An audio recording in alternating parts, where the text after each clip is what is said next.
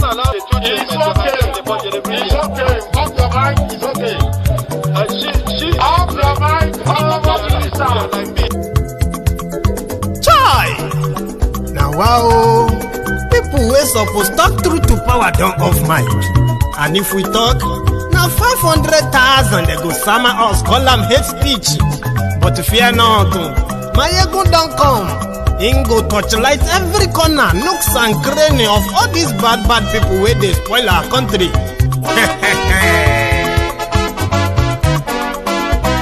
So my people make we laugh, oh, yeah. My ego don't come, oh, yeah. My people make we shout, oh, yeah. My ego don't come, oh, yeah. My ego don't come, man of the masses, oh, yeah. My ego don't come, oh, yeah. My ego diary politico, oh, yeah. My ego don't come, oh, yeah. This one not the off in mind, oh, yeah. My ego don't come, oh, yeah. Can in the touchlight every corner, oh, yeah. My ego don't come, oh, yeah. Okay, some people be they holla say they want the power. Chai, them be promise us say we go get light and power. Them hustle sote they can't get the power. But now they know they do anything with the power. Every day, dollar just they get the higher power over naira. See them talk say make we off mind, but thank God say my ego don't come. So my people make you ladder, oh, yeah. My ego don't come, oh, yeah. My people make we shout, oh, yeah. My ego don't come, oh, yeah. My ego don't come, man of the masses, oh, yeah. My ego don't come, oh, yeah. My ego diary politico, oh, yeah. My ego don't come, oh, yeah. This one not they off in mind, oh, yeah. My ego don't come, oh, yeah. Person where they do evil, no one make person talk. Them say that my egun, that man too they talk. He too they talk. Say my egun diary, he they hot like pepper. But every day then they take money in bulk. Poor man picking, they the street they hawk. Still them talk say make we no talk. But thank God say my egun don't come. So my people make you laugh, oh yeah. My egun don't come, oh yeah. My people make you shout, oh yeah. My egun don't come, oh yeah. Man of the masses, my ego don't come.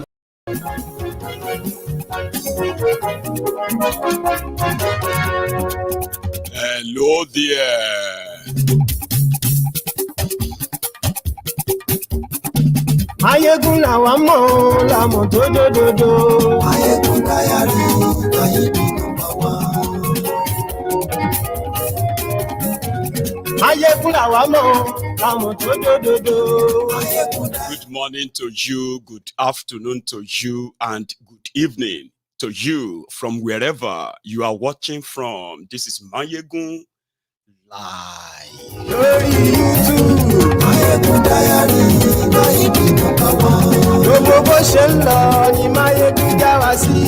Happy Sunday to you too. Thank you so much for joining me. Share this broadcast. Invite your friends. Invite your not so friendly friends. And tell them, Mayegun today. Read the caption of the broadcast. Read the description as well. Like the broadcast. Share it. Sit back, relax, and enjoy the conversation.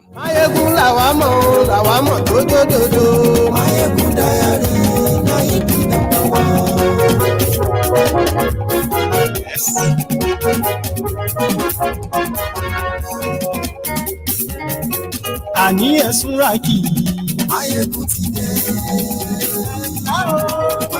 know it is Sunday sermon.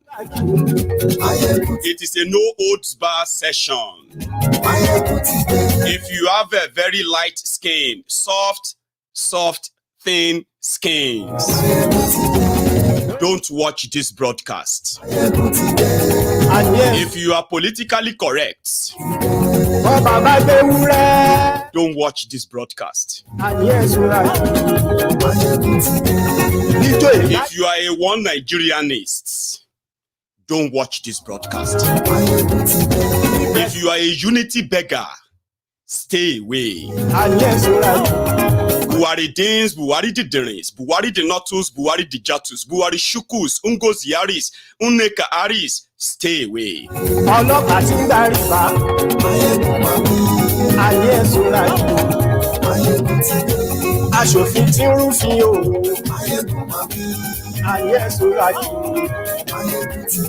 Koolu, the Jaga bandit, was running away from interview invitations in America. He cannot face any camera without his interpreters beside him.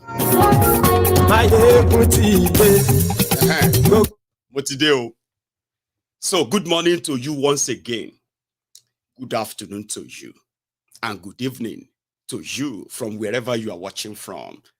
It is Mayegun live. You see, I could have probably done this earlier, but I just felt like I will keep it for the night, the prime time. I mean, when the news broke that, there is a report, have you laid your hands on it? I said, what's the report? They said, have you seen thiefnubu or thiefnubu's entourage appeared on the major media platforms in America? I said, well, I don't know. They didn't. They said that they were going to meet with Joe Biden. And there was actually an arrangement in their heads that they were going to be at the White House yesterday. But they said since Koolu arrived in America, in case if you are wondering why is the media not getting him or asking him questions, no, they always keep him away from them. They will never leave him alone. Meanwhile, they said because the Nigerian thiefnubu's government, they made everybody believe that he's coming to America is to come and sell Nigeria in a way that every given opportunity, it will be available to just tell the Nigeria story, including the forbidden one about his Chicago record, about his heroin trafficking record. So they said CNN approached thiefnubu and they invited him for a one-on-one interview at the side of the United Nations General Assembly. Now, you know one thing, right? Usually, if to say you have a real president, for example, right? And not these rogues who are looking for validation everywhere. So if you have a real president who wants to, like you have heard Kenya, South Africa, and then, well, these two, I listened to them.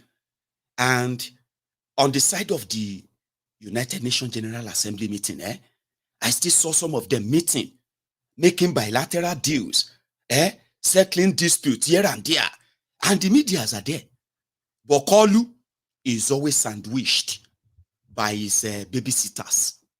So they said they asked them that they have some questions for Nigeria president.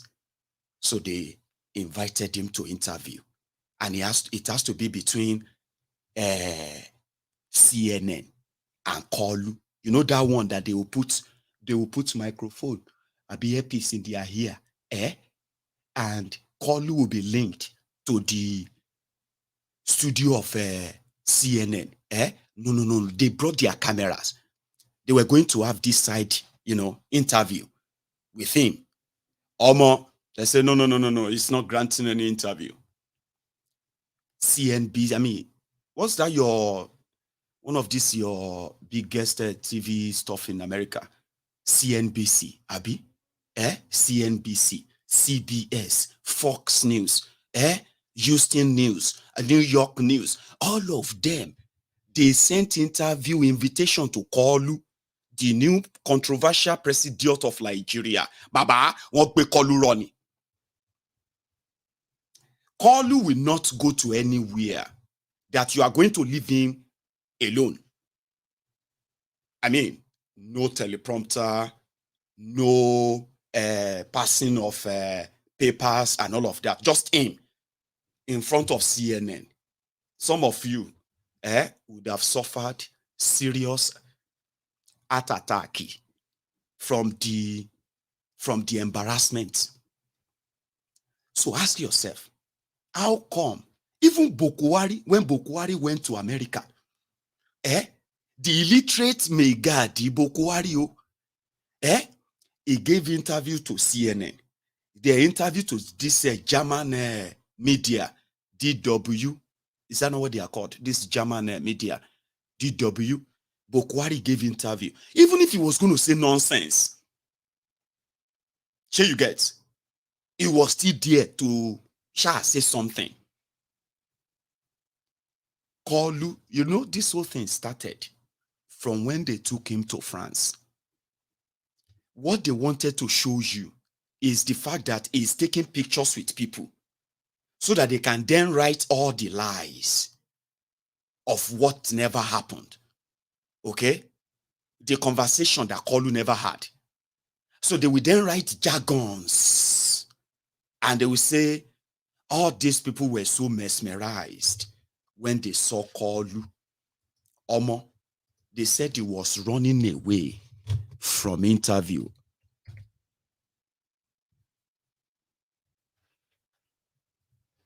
And some people were asking, where was Akuri Nigalailai, the one that has replaced Layamo and Femi Additional? So the bottom line is this, okay? The same style of basement campaign that they used, the one that he never told any of you how he was going to save you from the calamity, the Armageddon, that Buhari dipped you all in. He never said anyhow he was going to do it. In most places he went, he was either there dancing or just kind of abusing the other contestants. So this is the time that you will wish you really have a president that will actually hold a live interview, a real conversation. The person that they can ask questions and they can answer them. Not somebody who is like, you know, a house. I wanted to say a beautiful house. Okay? But the light is on, but nobody is at home. Somebody said that on this platform. So to save from the embarrassment, that's exactly how they are going to. You see, even in Nigeria, they will never allow him to face any camera and answer question without crashing everything. He is so worse that those his own handlers, they would never, for any reason, put him alone in a room with an interviewer, ever. They would rather put up a show, you know, that kind of show whereby all of his praise singers, the ass lickers, they are all present. Do you understand? And they are there. When he's like, they will clap. When he say any kind of nonsense, they will clap so as to make him feel better. Those are the only spectacles they will be putting up for you. Sure you get. But where is, if they are looking for, I mean, we all know that Koolu is looking for serious legitimacy. All right? And where do you think for them to put together resources, pack over 90 people with 3 different presidential jets, and they ferried them to America. Okay? So, looking for validation. Then you have the chance where CNN is asking to interview you. You say, no, I don't want to talk to CNN. Fox News, hey, Nigeria president would like to interview you. We've heard so much about you, and we would like to hear them directly from you. When would you like us to make that happen? No, Foxy. So any question you want to ask him, come and ask us. And Americans, and they are like, no. If we really want to ask you questions about your entourage and all of that, we would have asked one of you guys. No, we want to speak directly to the president himself. It is a normal thing. It's an opportunity for you to tell the American audience that you are good. Then the world that listen, I am now in charge. These are the reforms I want to do. And this is how I'm going to go about them. Do you understand? Like, you'll be listening on, even if you are lying, at least you must ask something upstairs. Koolu no get anything upstairs. That is why the way they have, if you look at the way all of them speak, they love to use buzzwords, like big words, so that it will sound like they are intelligent. Absolute empty cans. They will say, they ran away. They can't let him face the world. He is a disgrace. They wanted to ask him about his Chicago record. And whatever you see on those American platforms, you don't enter and be that too. Sure, So they didn't want to risk it. They just wanted gatherings where Koolu is going to be sandwiched by these babysitters. Do you understand? No intelligent or intellectual conversation at all, other than blala, bulu, bala. As bad as some of you see Joe Biden, especially those of you who are not probably Democrats in America. I'm talking about your politics in America now, okay? As much as you see Joe Biden, whatever you see him as, to the standard of you in America, when you look at thiefnubu, that even Joe Biden, they avoid them. You get that? The same way Donald Trump avoided buhari until they told Donald Trump the Mugu is currently with about $500 million from his country. He wants to buy weapons from us. Oh, really? And he has the cash. Yes, he has the cash. Really? Nigeria. I thought it's a shito country. I was like, yeah, it is, but they have cash. But this Buhari was going for second term. They needed the validation that Buhari is sound, is okay. So after coming back as a vegetable from London, so they boxed him inside the same presidential jet with $500 million in tow.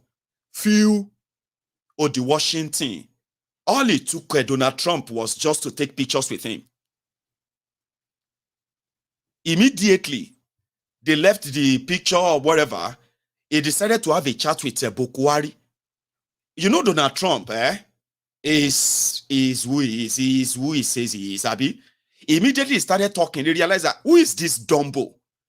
Did you say this guy is actually like a president? I said, that's president of Nigeria. Really? This is part of what the Democrats used in chasing Donald Trump at the time, or that he called Nigeria a shithole. And he called Buhari lifeless. So if you are hearing lifeless Buhari, it was Donald Trump that said, don't ever let that lifeless thing near me again. They said he said it like, just like that. So one of them who picked the conversation said, oh, Donald Trump called some African countries like Nigeria shithole. And they have this lifeless president. Like, Buhari was so lifeless. Like, there's no life in him. Remember, he was just recovering from that, the whole transplanting and the whole changing of his entire body parts that time from London, when he became this lifeless buhari at the time. So it was Donald Trump. They bundled him there to go and give him $500 million for Tucano Jetty, even though they took $1 billion. That's true story, by the way. Buhari took $1 billion from the Nigerian excess crude account in 2018, and they bundled him to America to earn $442 million to the American government for Tucano jet to fight terrorism in Nigeria. Meanwhile, they actually got the jet to bomb the eastern part of Nigeria, not to fight any terrorists eventually. But when they told Nigeria, how much did it cost you to buy all the Tucano jet? They said it cost them over $600 million. So what happened to the remaining money from the $1 billion you took? Till today, nobody knows what happened to the remaining money that they took in 2018 for those Tucano jets. So they had to take money to go and bribe for photo op with American president for validation. This is the same lifeless thiefnubu, that they have now, what do you call it? Pablo Escobar, lifeless thiefnubu, Ojo Pagogo. They bundled him to America, and they are pushing him about like a grandpa that is taking a break from the old people's home, from the hospice where they are kind of taking care of him. Hey, daddy, come here. Daddy, sit down. Oh yeah, daddy, smile. How are you? How was your flight? When did you arrive? Oh, I arrived yesterday. Oh, same time. We arrived same time. I arrived yesterday too.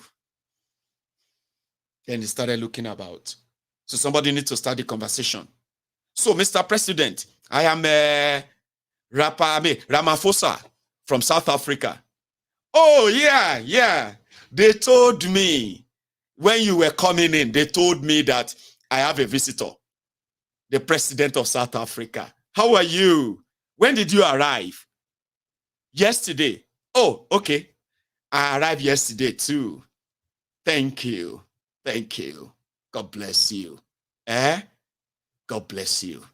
Thank you, sir. Mr. President, let us take pictures for... Oh, all right. Yeah, sure. Yeah, sure.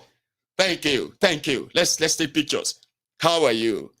Oh, Mr. President, come. This is the Minister for Interior. This is Minister for Defense, South Africa. How are you?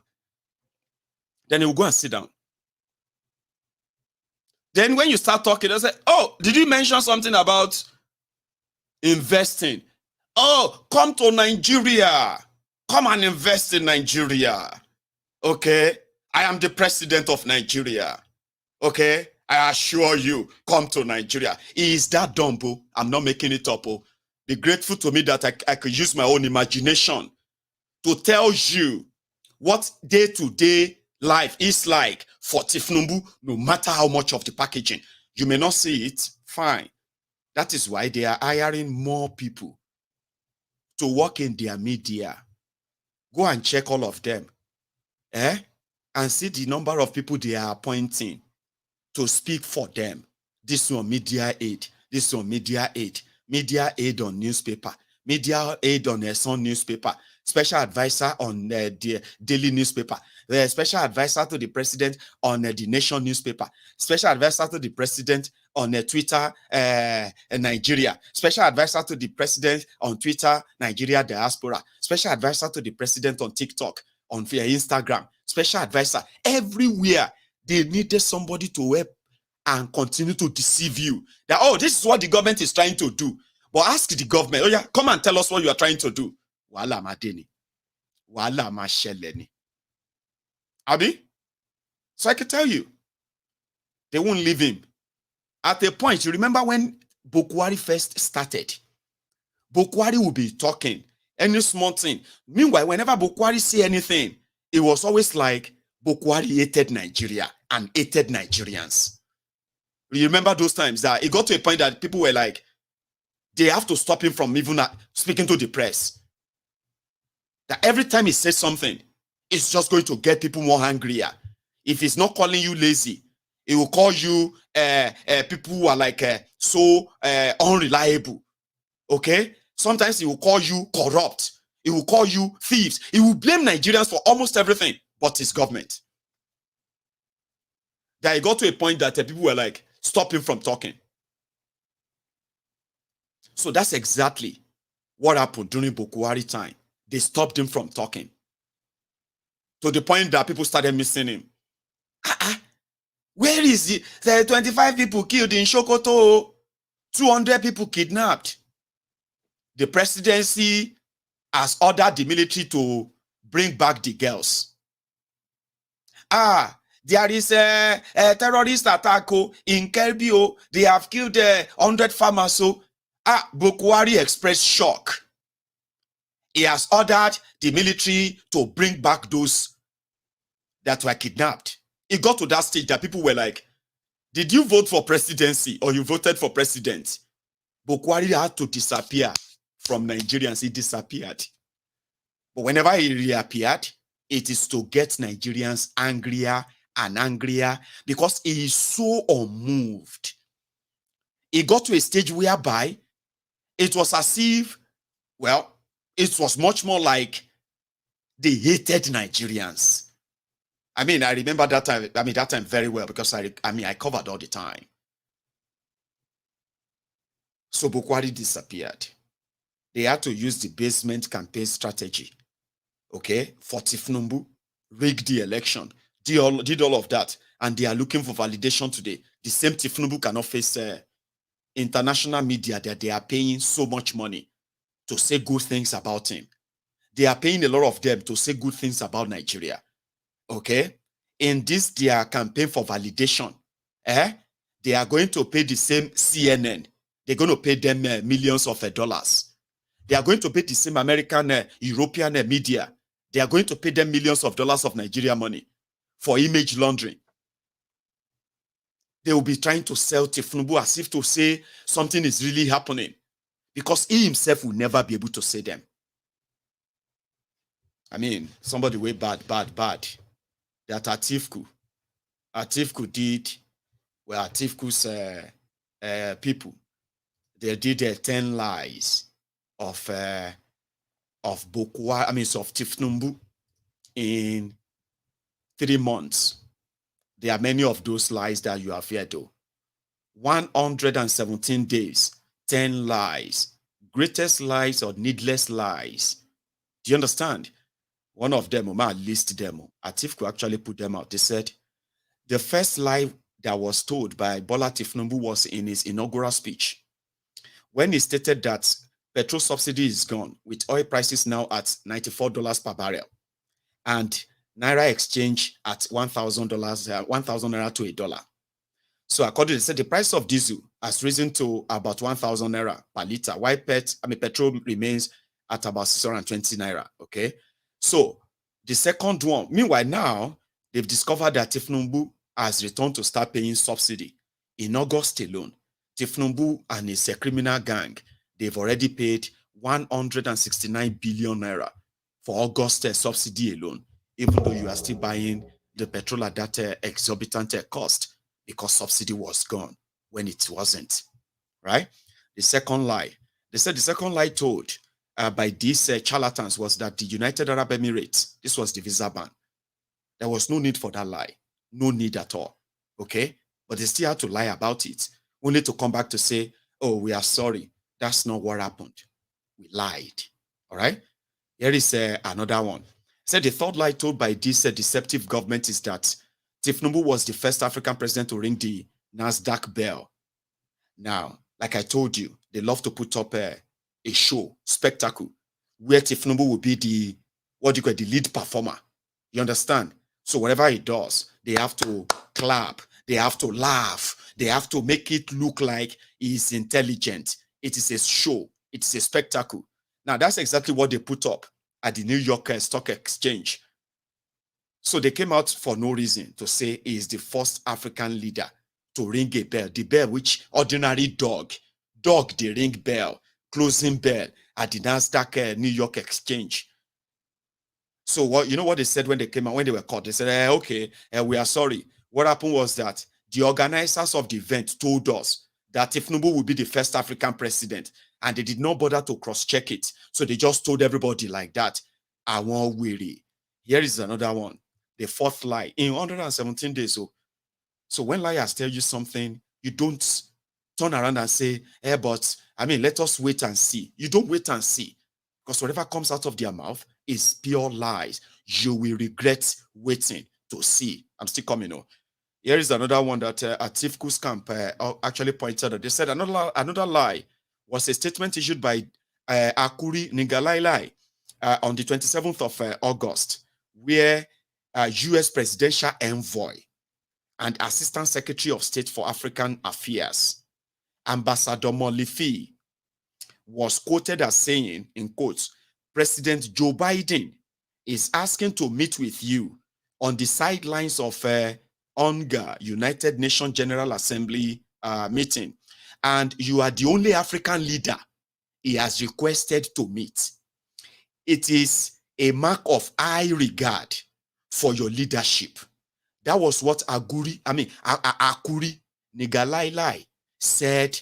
American ambassador, be under secretary, our assistant secretary, presidential envoy, on African affairs. They said she brought a special invitation from Joe Biden because of his high regard for Koolu, Pablo. So this was what Akuri Nigalailai said. Now, Koolu have spent over 1 week in America, and Joe Biden has avoided him like a contagion. There should be an explanation for that, because it's a lie. I told you. You remember that day I was playing that video? The video where Akuri Nigalailai was telling the press conference inside the Asshole Rock, where he was saying Tinubu was going to meet chief executive of Apple, chief executive of General Motor, chief of executive of General Electric, chief Kinikon of Apple, chief Kinikon of Microsoft, president of this and that. And I said 80% of the nonsense he was saying were all lies. Sure, you remember? Oh yeah, waiting happen. No, why did Joe Biden avoided Koolu like oni warapa? Somebody will get warapa.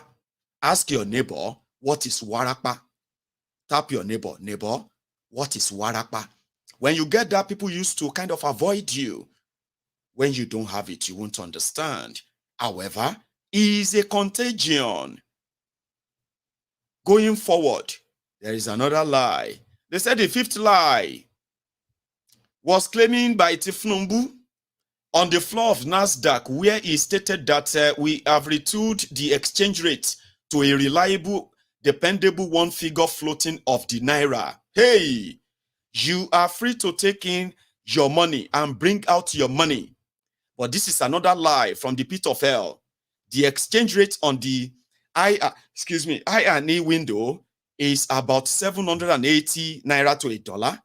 In the black market, it is now over 1,000 Naira to $1, which simply means there is no single exchange rate in Nigeria, which is a lie.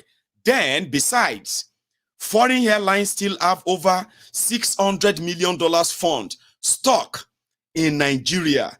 Tinubu therefore lied when he said, you are free to take in your money and bring out your money.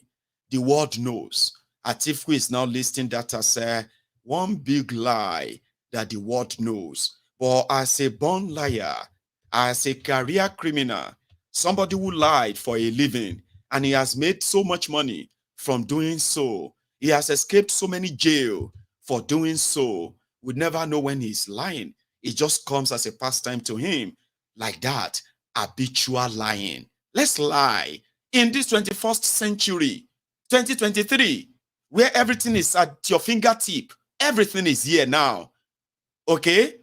If you wanted to be lied to, it is your fault. In today's time, in this day and time, ladies and gentlemen, if anybody is lying to you, it is your fault.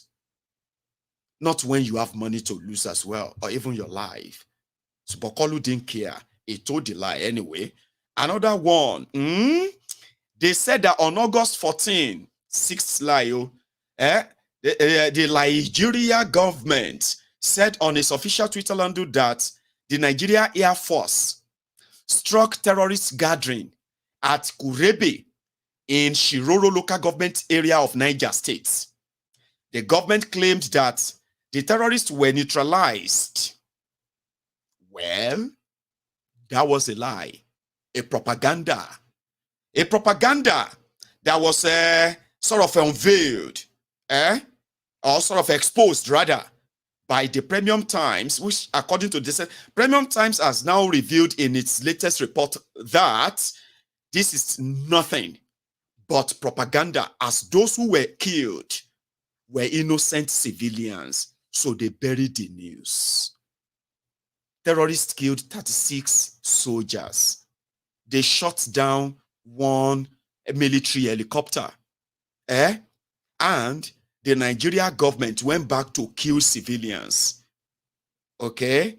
And they claimed to have neutralized terrorists, which is a lie, a crime.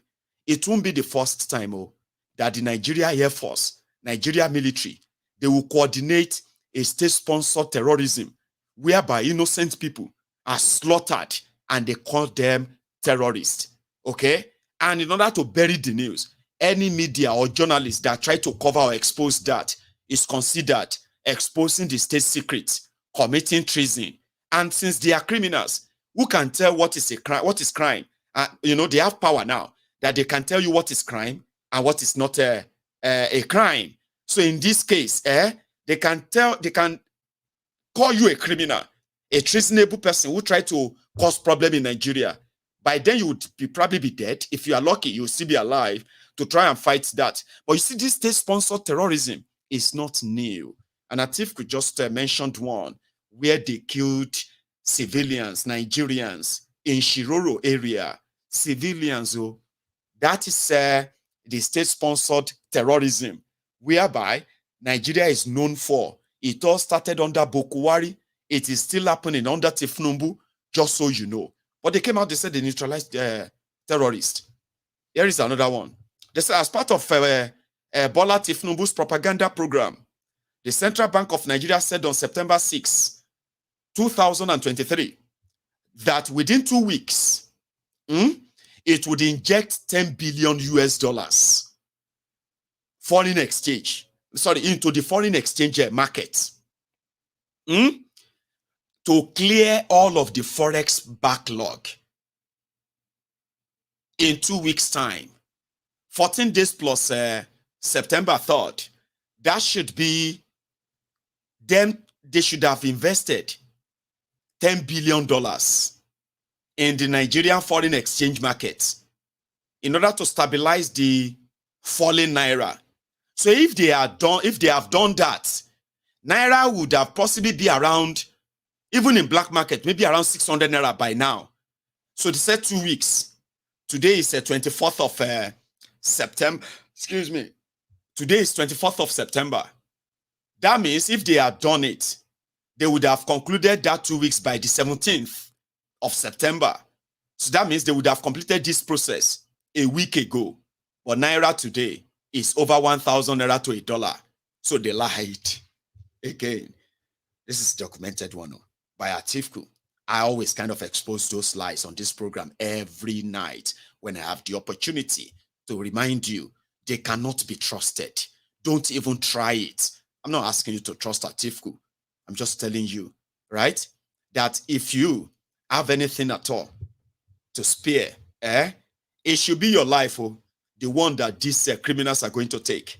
Therefore, whatever they say cannot be taken beyond its face value. Trash.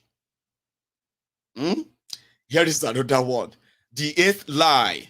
They said in his inaugural speech, thiefnubu said, in quote, "As your Presidiot, I shall serve with prejudice to none." But this has turned out to be another barefaced lie. Thiefnubu has been running a government of the clannish, by the clannish, and for the clannish. They are trying to point out the Yorubanization I right. Okay, he lied. Of course he lied. He didn't lie to all of you who are non-Yorubas. He lied to the Yorubas too. There are Yorubas who believe that Emilokon. As a Yoruba, they have to stand with a Yoruba man. Today, a lot of them are regretting that or kind of feeling so ashamed of how things are turning out that good government or whatever is beyond, whether it's from your tribe or your religion or whatever they are pushing. It is all about what they actually have to offer you. So if Atifku and Co are saying a lie to everybody that it wasn't going to be like Buhari, the Fulanization, so it wasn't going to do Yorubanization. Well, for your information, Atifku, even the Fulanization did not favor the Fulanis. Therefore, Yorubanization is not going to favor any Yorubas except their own friends, which is exactly what happened during Buhari's time. Yeah? Well, here is another one. They said last month, though, on the 9th lie, they said last month, the Nigeria National Petroleum Company Limited, NLPLC Limited, PL, claimed they had obtained an Afrexim loan of $3 billion, with which it would help stabilize the Naira. Okay? So, Atifku said they raised the alarm that it was all a ruse to deceive Nigerians. Now, according to him, he has been justified as the Naira is now trading at over 1,000 Naira. I mean, I said that too, that it was money for the boys, so they shared it. So Atifku is also saying it was a lie. It wasn't just a lie, it was a fraud. A fraud that generations are going to pay. The last one that Atifku listed as 10 lies of thiefnubu in 117 days is this one. It said perhaps the biggest scams and deceit of thiefnubu's administration was the Student Loan Act, which he signed on June 12, 2023. The new law provides loans for students' tuition only. It does not cover any other educational expenses. After the law was signed, all federal government schools began increasing school fees. But Dele Alakori, the special advisor on media, as he was then, or as he then was, said in a statement that tuition in all government schools remains free and that the only fees that were increased were accommodation, laboratory, library, and other costs. So, if tuition is free and the Student Loan Act covers only tuition fee, that means the Student Loan Act is pointless and no money will be released. In essence, thiefnubu's government has prodded government schools to increase school fees while no loans will be given to the students. This is the height of deception and wickedness. So whether you were one of those who were shouting, "My Lagos is my Lagos. My Lagos, not your Lagos. Yoruba Lokon. thiefnubu this or that." Right now, I hope all the policies of thiefnubu is rewarding your stupidity yet.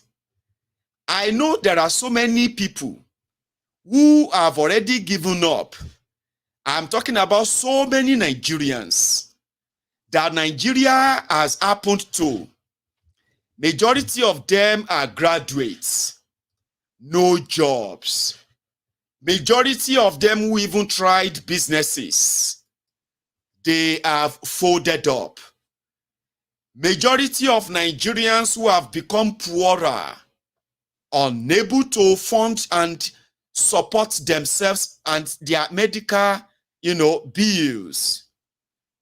All of these people, I hope èmi ló kàn, ẹ̀yin ló kàn, Yorùbá ló kàn, Yorùbá ronú, Yorùbá ponú. My Lagos is not your Lagos. This government will favor me and my family in Jesus' name. I hope they are working exactly as you expected. Not really mocking your stupidity. It is purely following the Yoruba proverb or adage or anything you want to call it. They said, when the eye is producing the gooey, there's something called gooey. God damn it. It's called that dirty thing, yeah? That thing within your eye when you wake up in the morning. Right? So Yoruba says, tí ojú bá ń ṣe ìpín, when your eye is producing ìpín, it is always better to remove the ìpín and show the eye that it is doing something very, very nasty and dirty. It is just a reminder, right? It's called gooey. Is it called gooey or what did they call that thing again? Tell me, what's it called again? You know what I'm saying? What I'm actually pushing back to you, asking you that question, is very simple. Choices have consequences. And when you make choices in life, indeed, you should be responsible enough to take responsibility for the consequences of such, decisions or choices you make. Right. This is your choice. Ẹ̀yin ló kàn, àwọn ló kàn. It's our turn. Go and hug transformer. Go and jump down from the bridge. Go to Third Mainland Bridge and do this to yourself. If you are not comfortable or happy with this APC, Egbekegbe, you can go to Togo, relocate to Lomé, bóyá Ghana ló fẹ́ lọ, or find a way straight down to Niger and leave Nigeria. Because according to them, asking them to do the right thing is a show of unpatriotism. We are unpatriotic. Okay? So I'm asking you, a gas, that's your cooking gas. I have heard you. I don't know what that simply means in practical form or in reality. They said it's going to go up by 800 naira. And indeed, to have that 12 kg cooking gas that you have mostly resorted to these days, you will be able to cough out over 18,000 naira of your money. Right? That is on you. Not just that. A lot of you are running helter-skelter everywhere right now, looking for that support, financial support. Listen to me. There is nothing wrong in seeking support when one indeed needs support. But everything is wrong when you give all your total support, your total backing, and you even turn to the backing dogs for these lunatics, for these criminals. A lot of you turned yourselves to social media bandits, Facebook adsmen, all because your choice is these criminals. Today, you are begging to pay for school fees. You are begging to pay the school fees of your own children. You are begging to stay extra month in that your own apartment there before they will kick you out and become homeless. A lot of you today are looking at your job. You look at your job is looking at you. You look at your job, it's looking at you. And somehow you are feeling like You are thankful to God, though. I see Damu see me. I see my job see me. God bless my job. God bless me. Because you can see your colleagues who are falling all through, who are falling by the way. They did nothing wrong. The policies of the criminals are taking everything away from you, little by little, little by little, and therefore your choice and the consequences of them. Do you understand what I just said? There is nothing wrong in making up or making your choices. Okay? Right? Everything is wrong when you make those choices for criminals who are going to turn your life upside down. Then you're going to turn around and say, I need help. No, you can't get that help. You shouldn't. That would sound so inhuman. Oh, Mayegun, you that is always preaching support and all of that. How could you say we shouldn't? No. There are some certain things that you need to know, which has become the norm. Nigeria reward bad behavior. Starting from the moment they have turned abnormalities to normalities. They have normalized abnormalities. They have now chosen never to be responsible for anything. Have you not noticed any? Somebody that is entrusted with money, for example, you are entrusted with money, not your money. It's not yours. Okay? And you're going to get paid for managing it. Then you decided to start spending people's money. You know they're going to ask for it. As you are buying cars, you are buying for your different wives. You are buying houses. You are buying land. People are seeing you as rich. They are seeing you as somebody who is smart. You know, you are procuring things that are totally out of this world, never in the range of your earning. But they said you are smart, but you are stealing. Then you are caught. Why did you do this? Please forgive me. I am so sorry. I am so sorry. I don't know what pushed me into all of this. What do you mean you don't know what pushed you into all of this? I'm so sorry. It's the work of the devil. Please forgive me. It's the work of the devil. Are you mad, Dini? The work of the devil. You don't spoil Ile Oba. You don't scatter entire Oba's kingdom. And you cannot even take responsibility. You are therefore blaming devil. You know something they said about Nigerians and the devil? They said when Nigerians are caught, whenever they were caught, and they have to put up lies, and they have to lie against the devil, that most of the time, even devil, they shock with the level of lies that people love to use in escaping responsibility. Why did you kill him? Why did you rape her? I mean, you are okay. You could have any woman you want. Why would you rape a child? What happened? I don't know. It was one woman when I was a young boy. It was a one woman, old woman in our village. The old woman cursed my mother and said all my mothers, Shomadini. Take responsibility for goodness sake. So the people in government in Nigeria, politicians and their lackeys, their vuselas and their ass lickers, they come from the flock of Nigerians.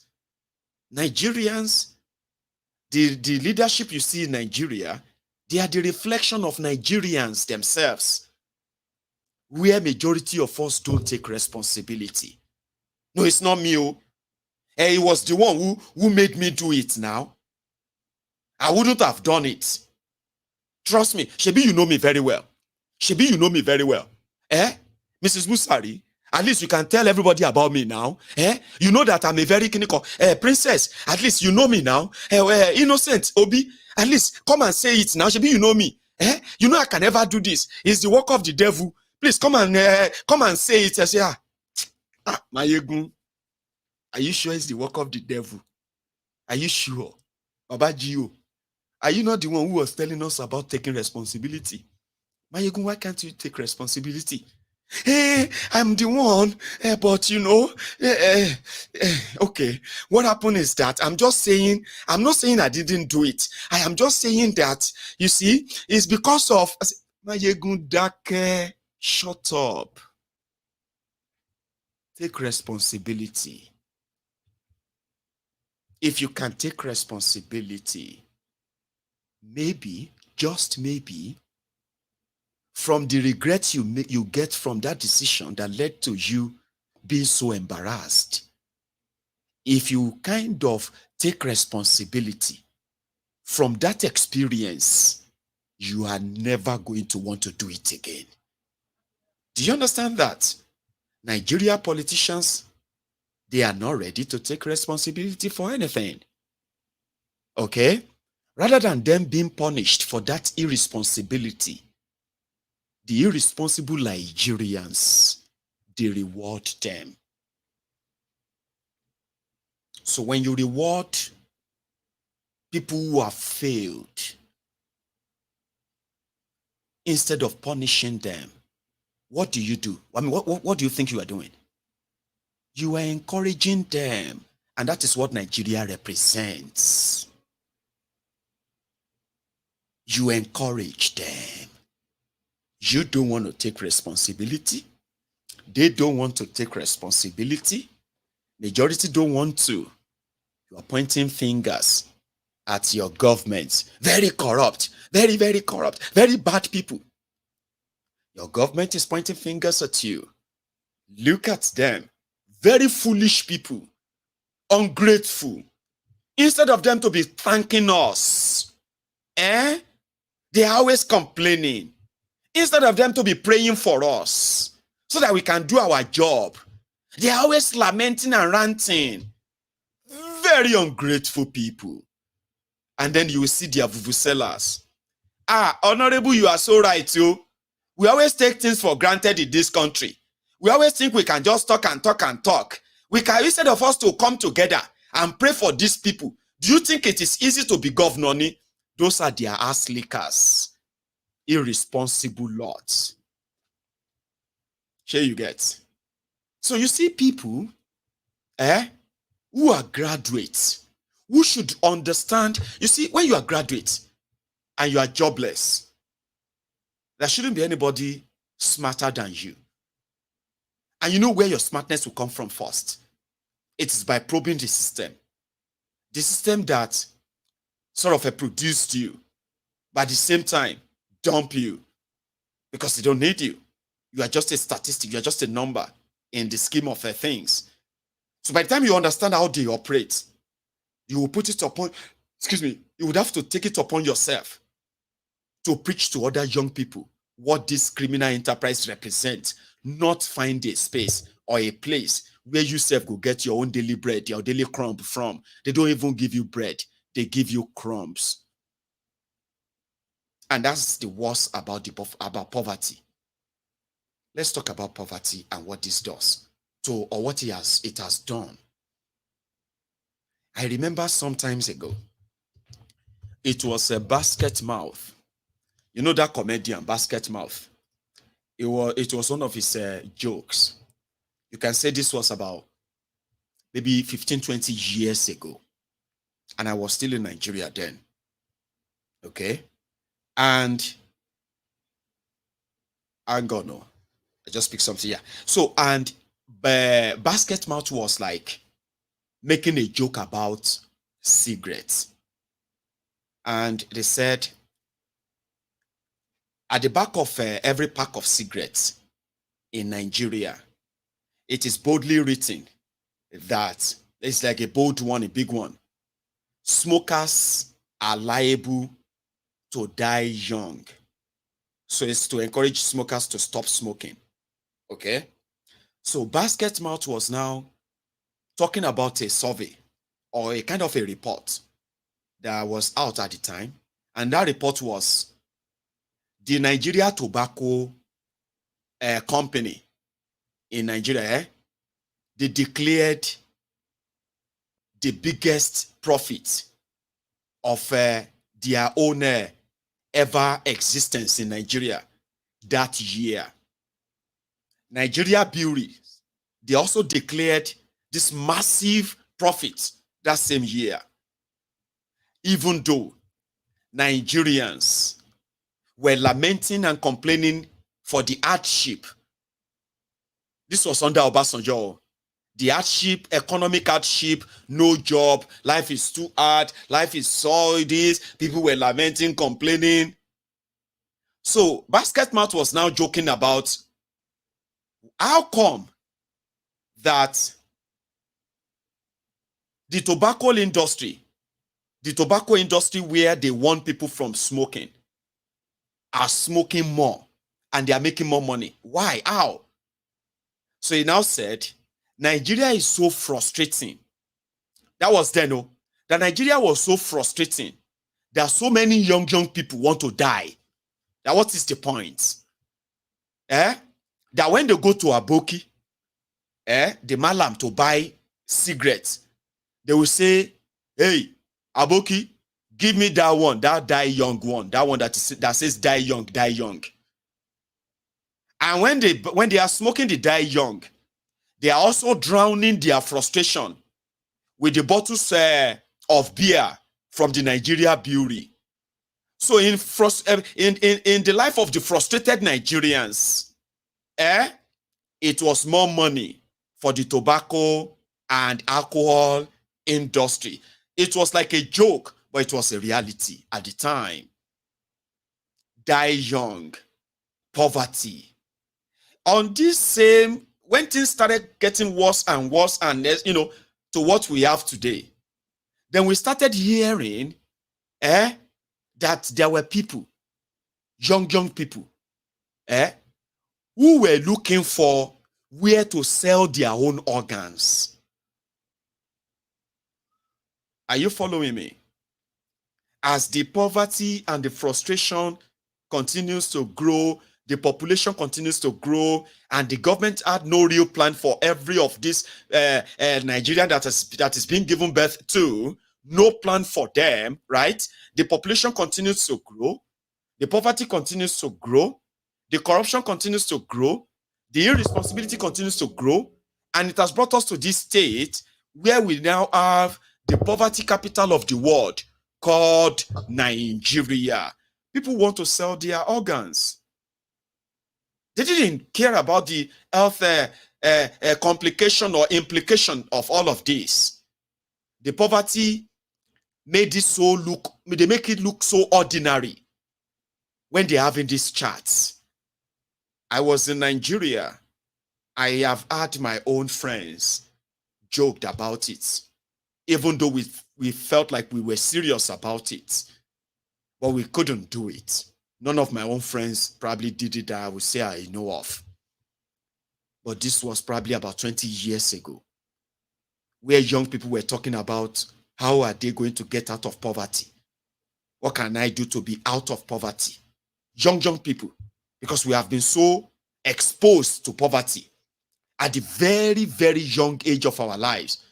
And we have been so exposed to this same society where we are also expected to be so programmed and conditioned on how to behave, when to talk and when not to talk, and all that kind of social conditioning. We were not given any opportunity. We were not given any chance. We had no chance. So it was poverty first. As you learn to pronounce your first word, you can tell the poverty around you. So you grew up into it, inside it, and you started kind of devising what can you do? And the talk of selling your own organ was common among us then. Shebina two I get. I could just sell one, collect $1 million, and I can just take everybody out of this thing. I will do this. Young people, I remember that very well. Then things got bad. That young people were luring your own friends, their own friends, what do you call it? Taking their drinks, okay, in order to perform this operation of removing their kidneys. And if you remove your kidney, you are going to be on dialysis for the rest of your life, or you are going to be on medication for the rest of your life. Your next kidney is not just going to grow back and everything is going to go back to normal. These were the ignorance that has sort of blinded a lot of us, which poverty has managed to keep that way in the mind of a lot of people. Policemen, they will kidnap Nigerians. If these Nigerians fail to pay them the extortion money, they will perform live surgery on them, remove their kidney when they are still alive.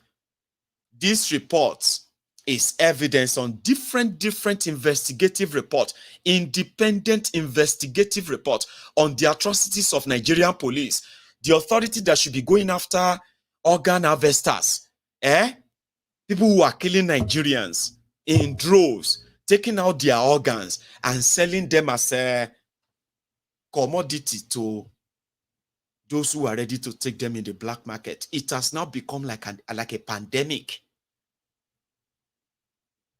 They just take it.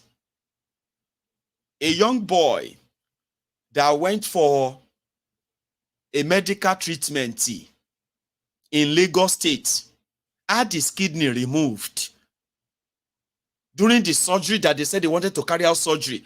In the process of figuring out if they remove it, they find out, okay, they've removed this kidney. Who removed the kidney? Where they removed the kidney? The government that should pop that out. And why they are still saying that, the young boy is dead. The young boy died 2 days ago. Up to this moment, they cannot say the name of the hospital. They cannot say the name of those who performed the surgery. And as it is, they would rather say, don't spoil the name of the doctors, don't spoil the name of this. Or if they have enough political connections, they will just bury it as they are currently doing in Lagos. I don't know the name of the hospital.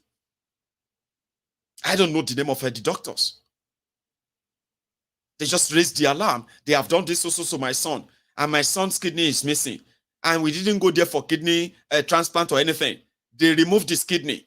Someone even went to go and see the boy in the hospital. Government hospital. There is another woman, by the way, in Plateau State that is also raising alarm. She went for appendicitis surgery to remove appendix. Now her kidney then removal, and this time around it also becomes a police the police case, which they said they have arrested the person.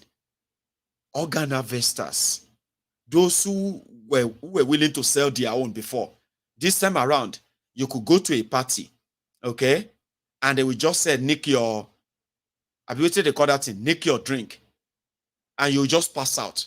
By the time you wake up, you just wake up somewhere whereby you see an incision, they've removed something from you. And by the time you figure it out, now your kidney.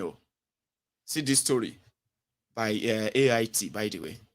It is a story that has left many angered and scared, puncturing the trust of some in the healthcare system. It all began in 2018 when a just businessman, Buhari Kamal, brought his wife to this hospital known as Murna Clinic and Maternity, located here in Yenshanu, just North Council area of Plateau State. Noah Kekere, the owner of the hospital, who has been carrying out medical treatments including surgeries for over 2 decades, diagnosed and concluded that the patient, Kainde Kamal, had ruptured appendicitis and needed urgent surgery, which was immediately carried out by him.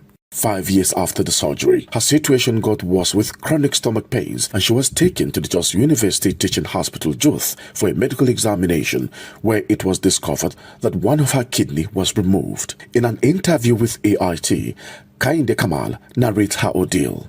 This year, I go in this stand for me 2 times. That medicine for me. I drink the medicine. Do everything too. I can't say, okay, this thing don't do worse. I can't call my sister. I call my twin sister. Say, let me change another hospital. Go and complain for them. Man, explain for them so that they will know what to do. Kainde's husband, Buhari Kamal, later reported the matter to the Nasarawa police station, which led to the arrest of Noah Kekere for alleged kidney theft. After the operation now, my wife kept on going to the same hospital for the past 5 years. I said she should go and conduct scanning from Jos University Teaching Hospital.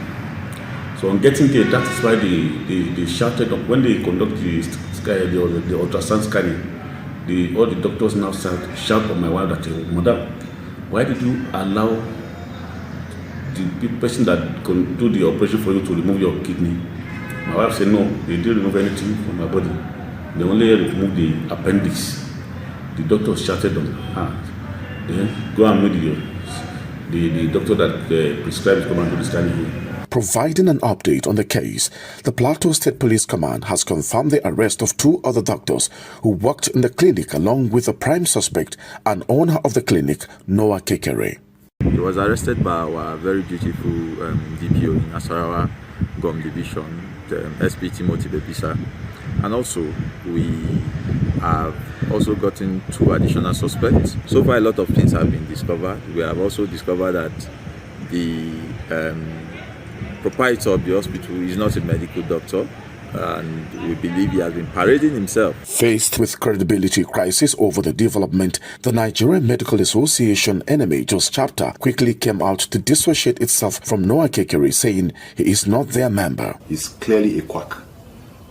He's an impostor. He has never been through the walls of a medical school anywhere in the world.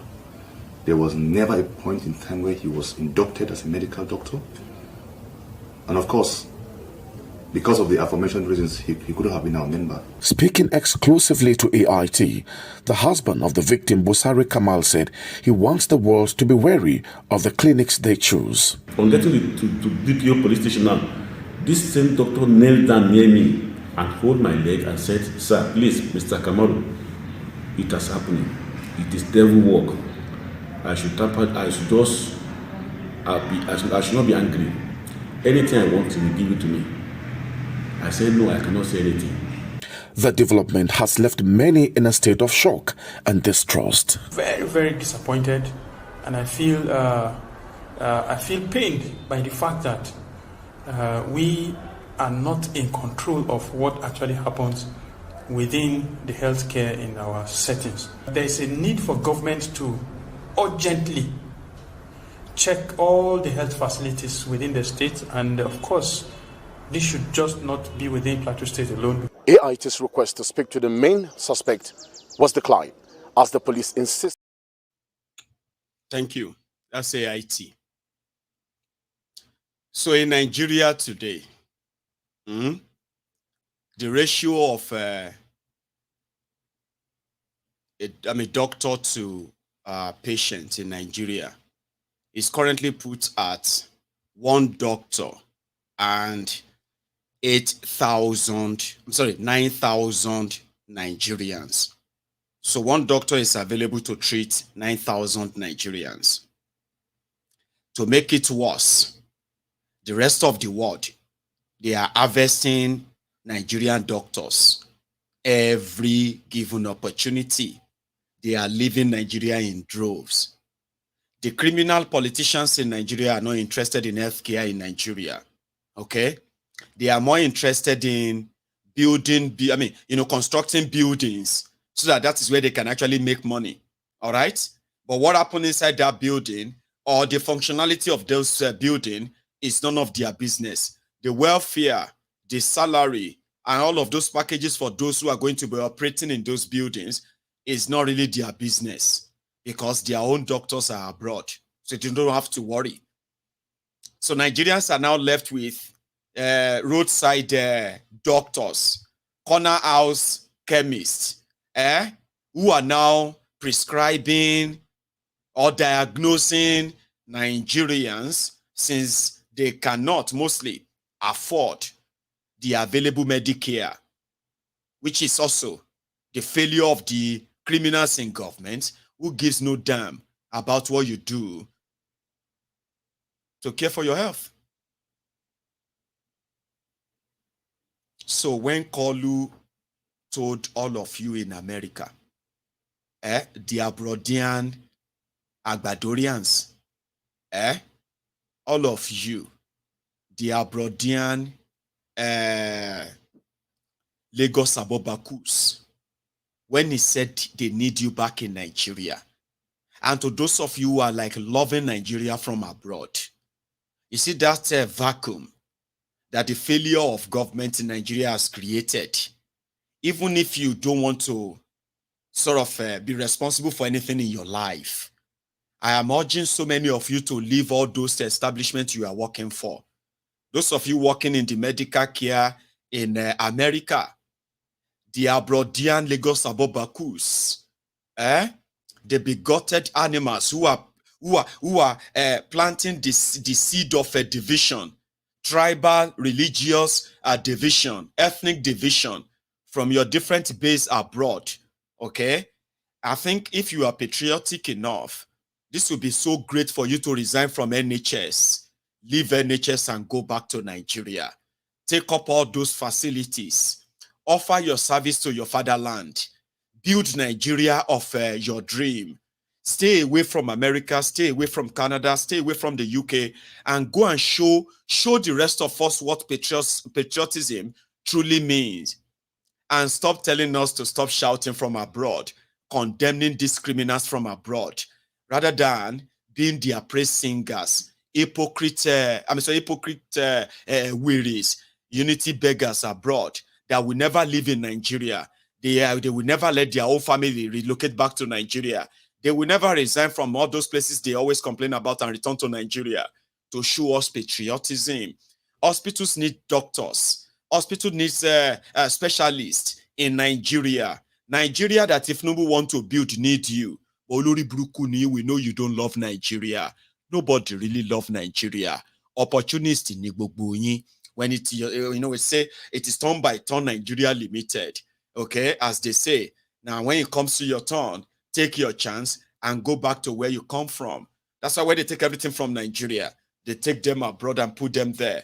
When they die, they return them back to the burial ground, which is what they have made Nigeria. So Lori Bruku, you can stay in America, you can stay in Canada, you can stay in the UK, and continue to call us names and tell us to go back there so that they can lock us up enough to further keep the rest of the Uluri Brukus you are deceiving from your base in America, in Canada, in UK, and all these places. Okay, you will never relocate there because they say, Mr. Tani, you have escaped from Nigeria. You will never want to go back there and actually relive the life that you ran away from. Olori Brukunyi will not use that opportunity and tell the truth. To the Sugomus, the Afofungbemus in Nigeria, the fine barras in Nigeria, the ones that you always told that Rome was not built in a day. Hospitals have now been taken over by quacks. Okay, my family, your family members, they are now in the hands of quacks. Any of them could be killed anytime. The quack failed healthcare system in Nigeria killed my father. My money couldn't save him. His money couldn't save him. The same quackery, fake healthcare system in Nigeria killed my mother as well. It killed both of my parents. Yeah, that's a fake. So I am speaking from the position of somebody who have suffered the loss of a failed healthcare system in Nigeria, and I'm also speaking from the position of somebody who could afford whatever healthcare cost it's going to be in that same Nigeria. For my parents, sure you get. But at the end of the day, just like many others who are currently in Nigeria still, your money will not be able to save you in a rotten, failed system. When it is your turn, and most of the time, it is going to be too late for you to actually move back and say, oh my God, Adoru Mochito, you will be dead before you actually know the truth. You know what I mean? That even with your money, a failed system in Nigeria will still kill you and your money will not save you. It killed my own parents. So you Olori Brukus who are also abroad telling us that we should be wishing Nigeria well when these criminals are doing everything to sink Nigeria. That's what they are doing. You are calling us unpatriotic. Now the hospitals need doctors, they need specialists, they need those who are patriotic Nigerians. Nigeria. Show us what patriotism is all about. Okay? So when next you see some of these Ashiris abroad telling you or calling Mayegun names, click their profile, check them. They are in London. Abi, the Ashiri pickpocket in London. Some of them are jobless in that same London, by the way. Pickpocketing, credit card fraudsters, how to milk the system. These are chances here in this the same UK. Open their profile and see what they are doing in the UK when they can be in Nigeria, helping thiefnubu to build a beautiful Nigeria. They don't care. Nobody cares about Nigeria. You see those people you are following abroad who are telling you and they're writing beautiful things about Koolu. They are all chances waiting for their own turn. Once they get the call up, they will come back like Onoche. You remember Onoche? That woman. 60 years old woman that turned herself to social media, what do you call it? Evander Holyfield, fighting naked with kids who are old enough to be his grandchildren, all because of waiting in one chop from APC. Sure, you get. That is the life of some of the people who are abroad, though, telling you that they love Nigeria. I am proud of my country. I know a lot of people are always going to be saying nice things about Nigeria, even though I live in Canada. I love Nigeria. You know, love Nigeria. Nobody love Nigeria. Here you get. Majority of those who are telling you, I love Nigeria, they will never relocate back to Nigeria. Here you understand? They love Nigeria from abroad.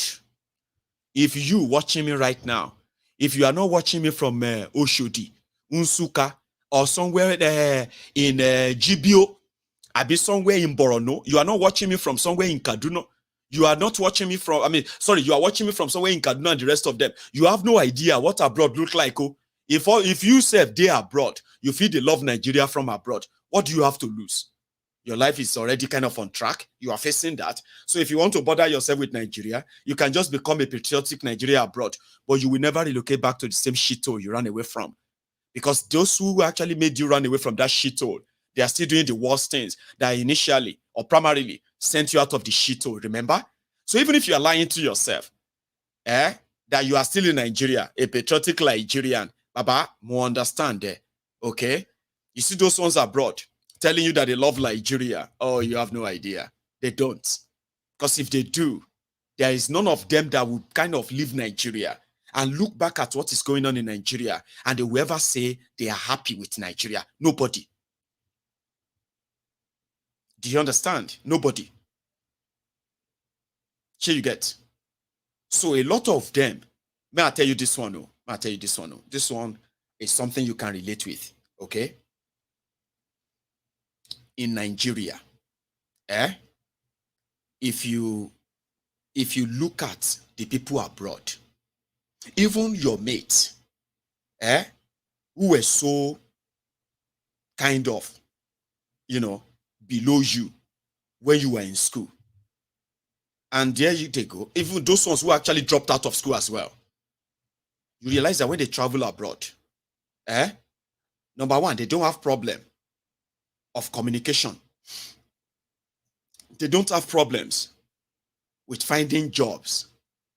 They don't have problems with actually building life. And in most cases, within 2-3 years, they have started doing things that the people you call successful people in Nigeria always do. When somebody is MD of a business, MD of a company, they will say, he no longer lives with us in Ajangbadio. His company has upgraded him. They've given him this palatial place at Lekki. They've upgraded his wife's car. They've upgraded his own car. They've upgraded his children's school. They've done this or that. You say they are successful. Then you realize that somebody who left Nigeria, it was so general that it doesn't matter where you go. Nigerians go Sweden. They know here. People will know here countries where they know here the language. Germany, here and there, all over the world. After a few years, they will start building houses. Their families will start looking different. You begin to tell on his families. If he has parents, you begin to see the changes in their lives. The community will begin to see the difference. They will say, abroad, which are always considered as a sign of being successful. Sure, you understand now? Now, this is where I am going with all of that. So in Nigeria, you always have that mind that those who go abroad usually are successful, even if they have to deport them back later or wherever it is. Abi? However, you are in Nigeria, okay? So Nigeria that you are, where success is so hard because it is programmed that way. A lot of you will find it harder. Depends on which level of, should I say, exposure or connection you kind of have, or the background as well, okay? Now, you see somebody who traveled, when you finally leave Nigeria, after all of the struggle, you see, to that person who left Nigeria, who started seeing that the things he normally pray for, his prayer points in Nigeria and his prayer points abroad, they have changed. When he is even praying, if he's the one that still prays, when he's praying in a way that is kind of sure of an answer. Sure, you get? So everything is changing. Then, at a point in your life, when you look back at how much of your life you spent in Nigeria to figure out to wherever you got to before you left, there is no way you will not be angry. Here you get. You realize that the system here is stage by stage, and as you are coming afresh, you will figure out where you belong to, whether you are educated or not, or whether you can speak or you can't. As time goes by, the system allows you to assimilate, integrate, and you can figure out what your level of success is going to be. But in Nigeria, where you kind of want to do everything, and then you figure out how the whole system is rigged against you. So when you compare both, if you get sense, there is no way you will not be angry with those who are running Nigeria. There's no way. And that is why I said, when you look at those who are now abroad, who somehow, to them, they have become successful, at least when comparing themselves with those of you in Nigeria. They have houses themselves, they've built houses, they've got cars. It doesn't matter what they do abroad. It doesn't matter the kind of job they are doing. I'm talking about legal jobs now. I'm not talking about criminal jobs now. Sure, you get. But they have a means that if they want to build houses in Nigeria, they will build houses conveniently. Something they can't really do when they are still struggling in that same space. Okay? So when you now look at that different system and the people behind those two systems, there is no way you won't be angry. So when you now see those who are here and they are telling you who are in Nigeria, no electricity, no security, no job. They are telling you that you should endure, okay? Because they believe that Nigeria is still going to be great, but they will never live in that Nigeria, ever. What does that tell you? It tells you that a lot of you have been those mugus. And to those of you who are abroad, the abroadian bat idiots, you can continue to live in denial and lie to yourself. Now everybody go collect when the time is right. Now everybody Nigeria go happen to. But it just depends if you are going to be honest about it. I mean, be honest. I say, Nigeria don't happen to me. You say, what happened? Tell us. And you are not one of those who are going to turn around and say, So we want you to go back to Nigeria. Save the lives of Nigerians. Go and render your expertise. Go and teach in the universities. Go and teach where you can actually teach moral. I mean, everything you have learned abroad. All the stuff you have learned, the experience you have got, go back. thiefnubu need you. But we know you won't because you don't really love Nigeria. What majority of you love is your own time to oppress others. You want to return to Nigeria. You know, some of you enjoy. I'm sorry, all of you that are very much my regular people that I extend my hand of support to financially every month. Sure, you get what I mean? This is not about you, okay? But what I'm trying to say here is this. There are people that actually enjoys the fact that you are begging them for money. I don't appreciate you begging me for money. I feel bad, I feel terrible when I can't really help. You know what I mean? Like, oh my God, I can't really help. Oh no, I just read that message now. Somebody's daughter needs help. Somebody's wife needs help. Or somebody needs their school fees. Another person needs operation for their D's. And when I read all of that, and I manage to reach out to those I could reach out to, when I'm unable to help others, I feel bad. You know what I mean? But there are people who actually enjoy you begging them for money. As that country continues to go down the drain, as your naira continues to crash, as inflation continues to stifle life out of many of you, as your economy continues to, indeed, a state of bankruptcy that is going to make life hell for a lot of people. Even those who can afford the life are also going to roar and cry, or they're going to groan under the hardship that these economic saboteurs have brought upon you. But there are people who actually enjoys that. They want you to be so grateful. They want you to be so happy when they give you 10,000 naira. Say, Baba, anything. I've been looking for money to pay my school fees. I don't know how to. See, my brother, I have a lot of people I'm helping. Listen, you see, there's so many people that need my help. So I'm sorry. Yeah, you should go and look for a job now. Some people feel good about that. So sometimes some of those people who live abroad, who escaped poverty in Nigeria, and they have attained some success abroad, the way to show that they have arrived and they are now successful is to see all of you eat from the floor, from the floor that they walk on. They want you to eat. They want you to crawl on your fours, your hands and your legs. They want you to lick them and all of that because they just came back from abroad. Some of you don't know that. So therefore, those who are ruining Nigeria economy, they are doing them a big favor.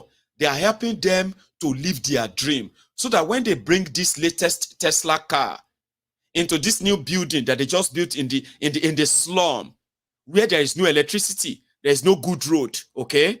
There is no water, all right? There is no security per se. But they have come around from abroad. They have built this fancy building and they've brought in their cars from America, American specs, Chacha with full AC. And a lot of you are talking about them on your streets. How this guy left Nigeria 5 years ago and he's just built himself, he's built 2 houses for his mother and his father. He has built himself a very fantastic house. He has already sent different cars back home. This is a boy that we used to mock on our street. That boy used to mock on your street that escaped poverty to America. He wants to come back to that same cheat-hole so that the rest of you can kneel down. You can all crawl towards him, feed from his palm, and to ensure that Nigeria criminal government are destroying the country. A lot of you are kind of turning to beggars to survive. So when they come back to Nigeria, they want you to beg them. Yes, They want to come back to that street. That same shit hole they left. Okay? They want to drive their latest automobile on that unmotorable road. So when they are in America and telling you, you need to support thiefnubu, enemy of Buhari, the enemy of Nigeria, you must stand kiniko, there must be no protest. You must not let them do this, you must fight them. They are in America, having access to social welfare, good medical system. Their children are having access to the best education that the world has to offer. Because they want to come back home and see you in your squalor. They want you to continue to beg.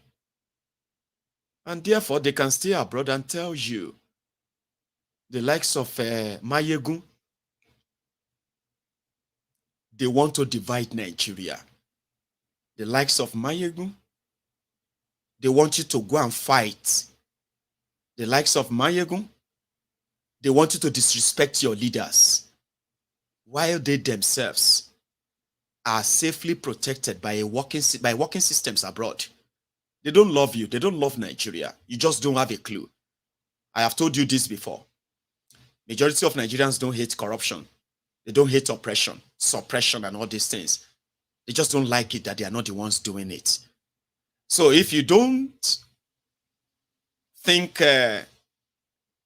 those who are abroad supporting the criminals in Nigeria, those who call themselves Nigerians in diaspora, organizing welcome party for these criminals, every time they manage to steal your money and bring your money here, if you have no idea that they might have left Nigeria, but Nigeria did not leave them.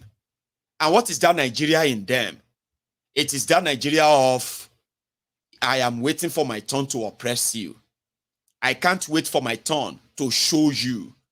I can't wait for my turn to let my God disgrace you, so that my God will make me look richer, and your God has failed because you are poorer. So I can't wait for that time. These are the Nigerians abroad. They don't mean well for Nigeria. And I mean this wholeheartedly. But if you don't believe me, it's either you are one of them or you have been one of their long-time mugus, or your eye go clear. Just that time, I hope they wouldn't have taken your kidney. Like, the word I was looking for was spike. Okay? It's not thick, it's not big or whatever. It is spike. When they spike your drink, imagine your friend whose thought is how to get out of poverty. And there you are. You know they smoke, you know they drink. You're also looking for a way to get out of poverty. And they can't say one man saying won't help you. They carry you, go there, gave you drink, left you there. By the time people will come back, they don't remove your kidney. There you are.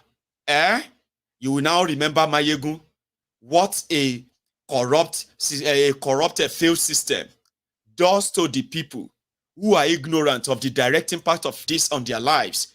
It is so many, multifaceted. And when they say, may Nigeria no happen to me, may Nigeria no happen to you, this is what they mean. It is not always the direct one that some of you look at. Stupid people. They are saying, may Nigeria no happen to me. You can leave the comfort of your base abroad. Travel to Nigeria in one piece, and you may never have a chance of going back to where you come from in that same one piece. You may be going back in pieces. That is if you have a chance of going back at all. Consequences of a failed leadership. It is not limited to those who don't like them. It is, in fact, it will slaughter those who love them. Thank you very much, E8. Okay, I am supposed to. I'm supposed to read your text, and here we are, your super chats. So, dad has stroke 3 days, hospital, no treatment. Doctors was reading X-ray result upside down. My sis from US, a doctor had to show right way to read the X-ray. Imagine that, to discharge my dad days later, he died on his way home. Stories plenty for how the system will affect you, even though you have the money. You have all the money. Now here you are, you want to save your loved ones. And then you begin to hunt for the better hospital that will actually do a right diagnosis. Or you begin to put money together. Let us take him abroad. And then you want to turn around and say you love Nigeria from abroad. Are you not deceiving yourself? Bless you.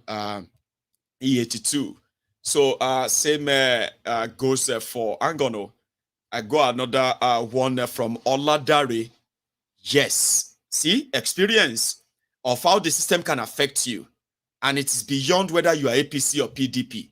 You'll be so foolish to still be seeing a failed system. And you are seeing the characters that are perpetuating the failed system, a failing system, Abi. And you are still jumping up and down, shouting, APC, I'm a Yoruba, I'm a Christian, I'm a Muslim, I'm a Northerner, I'm a Southerner. Are you not foolish enough? Don't worry. If you don't believe me, maybe you'll be the Adorumo Tito, the one that will eventually believe when it is completely too late. Yeah? So it is a pandemic in Nigeria. My advice for a lot of you, see this one, now free, and a lot of you may not, because it is so simple, you may not count it, but it can save your life. It may be the only thing that will save your life. Now poor, you poor. Abi now poor, we no kill person, Because I poor now doesn't mean that I am now a commodity in the hand of heartless people that will turn around and say, na devil's work.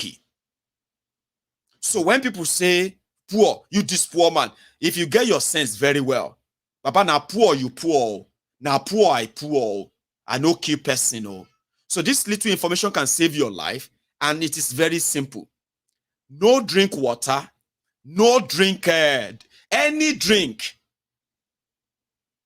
that is not opened by yourself, especially when somebody is telling you they want to take you somewhere to discuss so many things. They may say they want to take you somewhere, and this one is applicable to everybody, whether you are young or old, whether you are male or female. Listen to me very well. Nigeria has pushed Nigerians to the state of desperation. May one shele 20 they happen. Now, once in a while, or let me say those ones that make it to the news that you can use as an example, and you don't want to be a victim, that your own story is used as an example, at least, this may be your own life-saving information, my brother and my sister.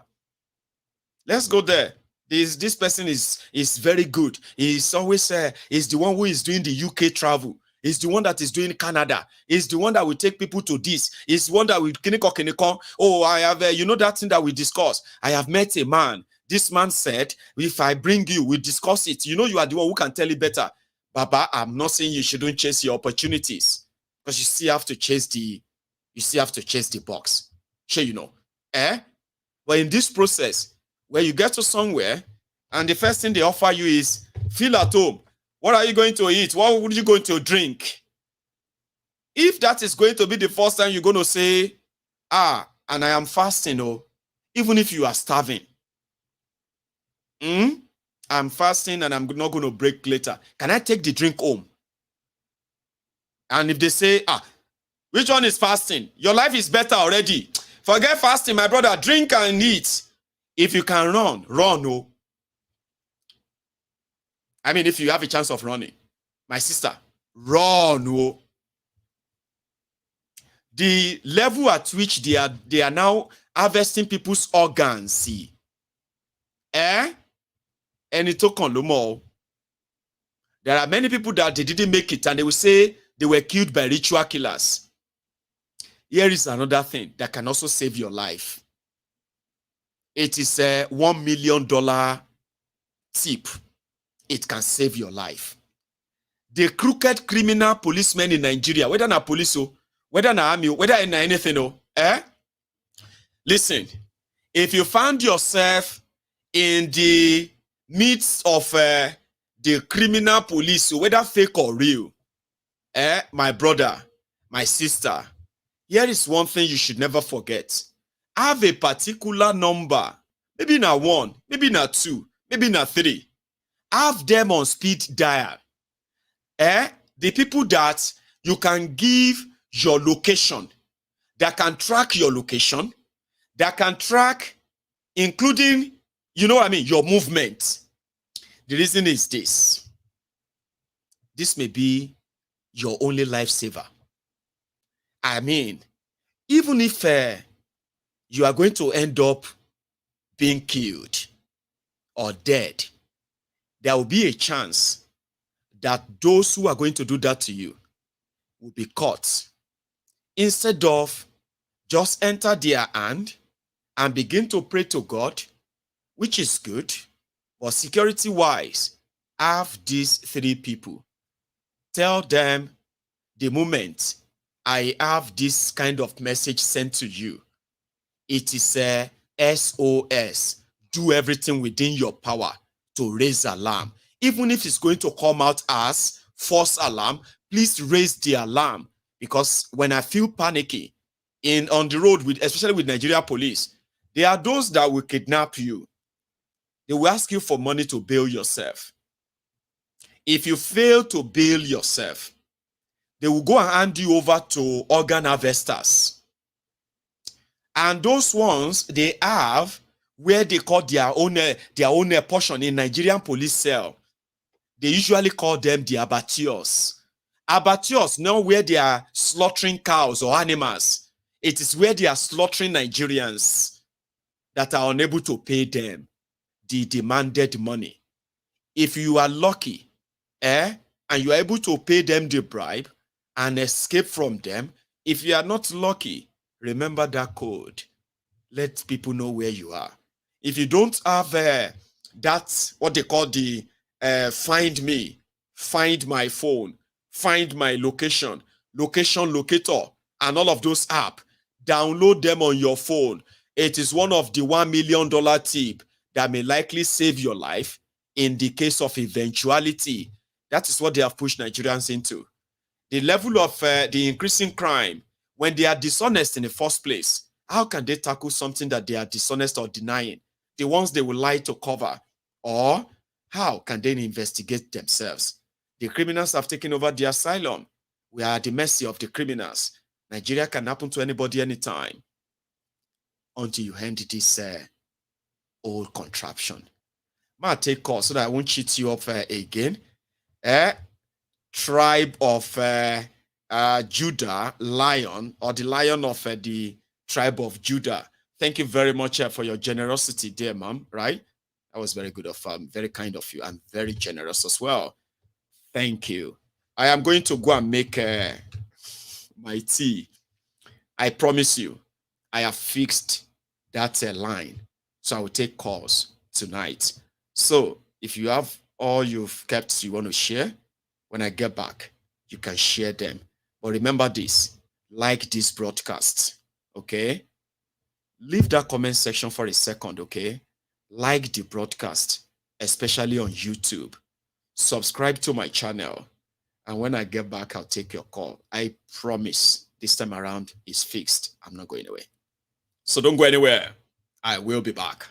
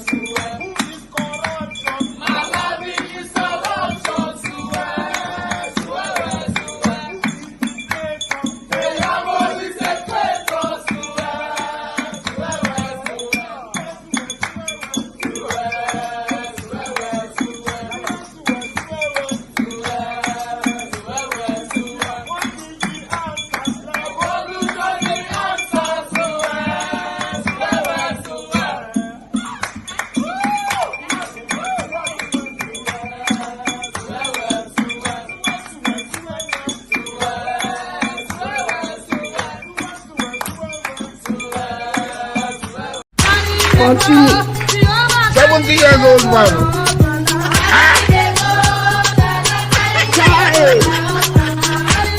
Is that you? Jesus is Lord. Jesus. Woman, is that you? Continue. 70 years old man.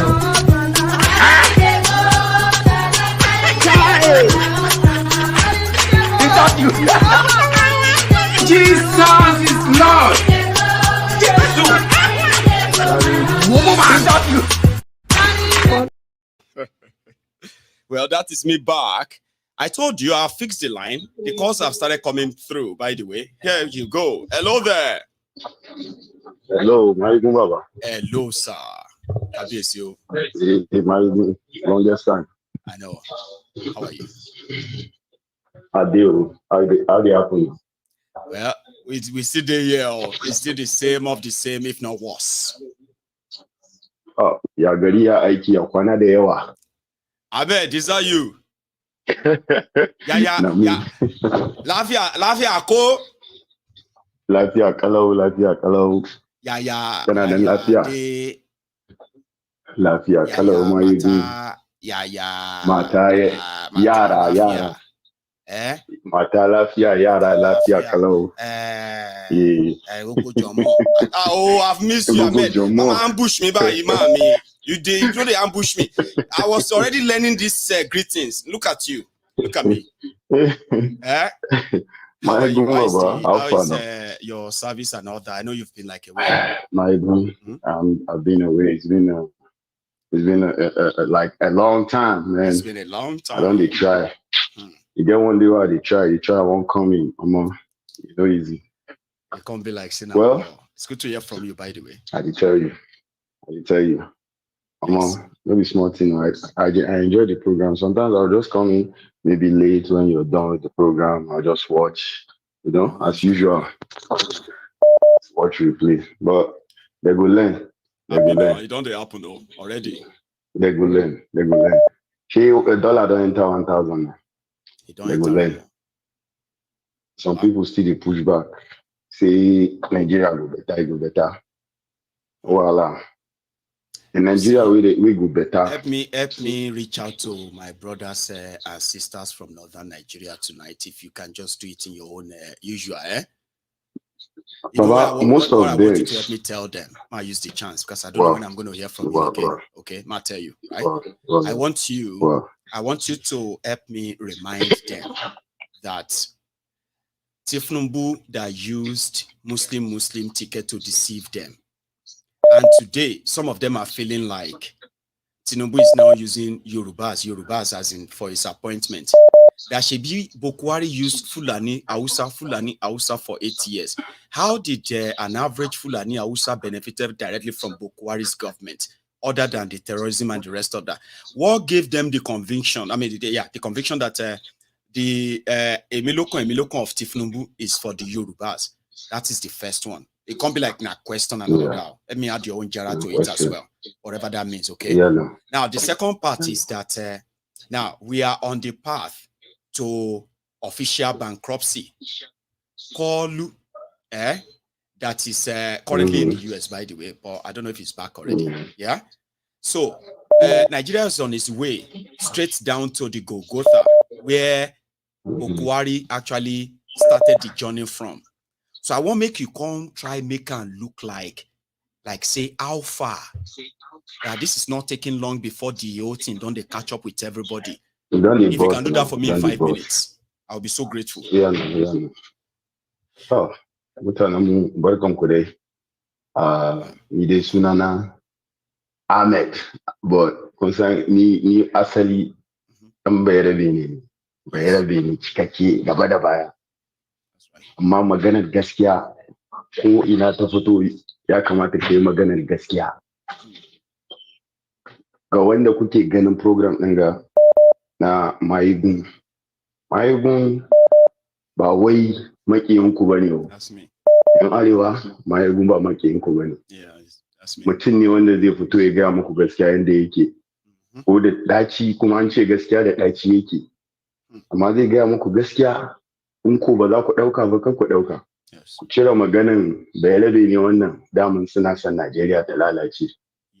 Babu wanda suke son Najeriya ta lalace kamar wa'anda ku kuke bi 'yan siyasan da kuke bi kuna bin su a gindi kullun da kullun kuna hila su kuna musu campaign su zo su zama shugabannin bayan kuna ganin abubuwan da suke yi na albasha abubuwan da suke na rashin imani sai su fito muku su ce su musulmai ne su ko kuma su Christians ne su amma wallahi duk tahiyansu ɗaya ne yanda za su yi su sata abinda suka sa a gaba ke in ba wai in iskanci ba ya za a yi mutum yana Najeriya bai ba ku asibitoci masu kyau ba a ba ku yaran ku yanda za su yi karatu su san me muhimmancin ilimi ba amma abinda suka sa a gaba yanda za su yi su lalata muku rayuwa kuma suna nan suna yi kuma kun kasa ganewa cewa mutanen nan ba wai son ku suke ba idan suna son ku ne ba za su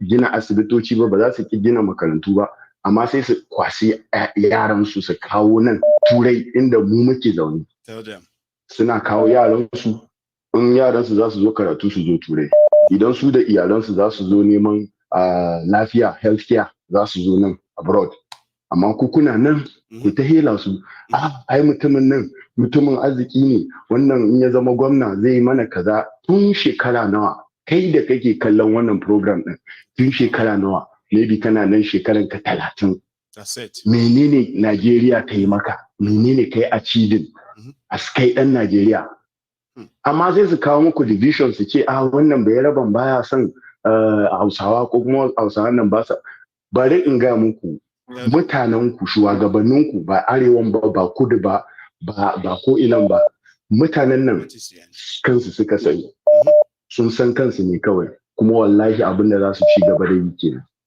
ba za su taba ba ku rayuwa mai kyau ba za su taba muku abin arziki ba satan da suka sa a gaba shi za su ci gaba da yi kuma wallahi ba kowai bane ku ne za ku ci gaba da jin yaji ku ne za ku ci gaba da jin bala'in da suke sako muku yau ba dala ta shiga 1000 ba dala ɗaya wanda dala ɗaya bata wuce naira 100 ba naira 80 naira 160 yau dala tana dala ɗaya zuwa 1000 1020 naira to dollar mai fetur ya shiga bala'i gas an shiga wani matsala to ku ya za a yi in bar da rashin hankali wai ku ci gaba da biyan mutane ku ce wai suna son muku abin alheri wallahi ba alheri tattare da mutanen nan mutanen nan mutanen tsiya ne wallahi sai kun gane in ko ba ku gane ba ko za ku kwana kuna shiga kuna sallah da salati ne kuna sallah kuna salati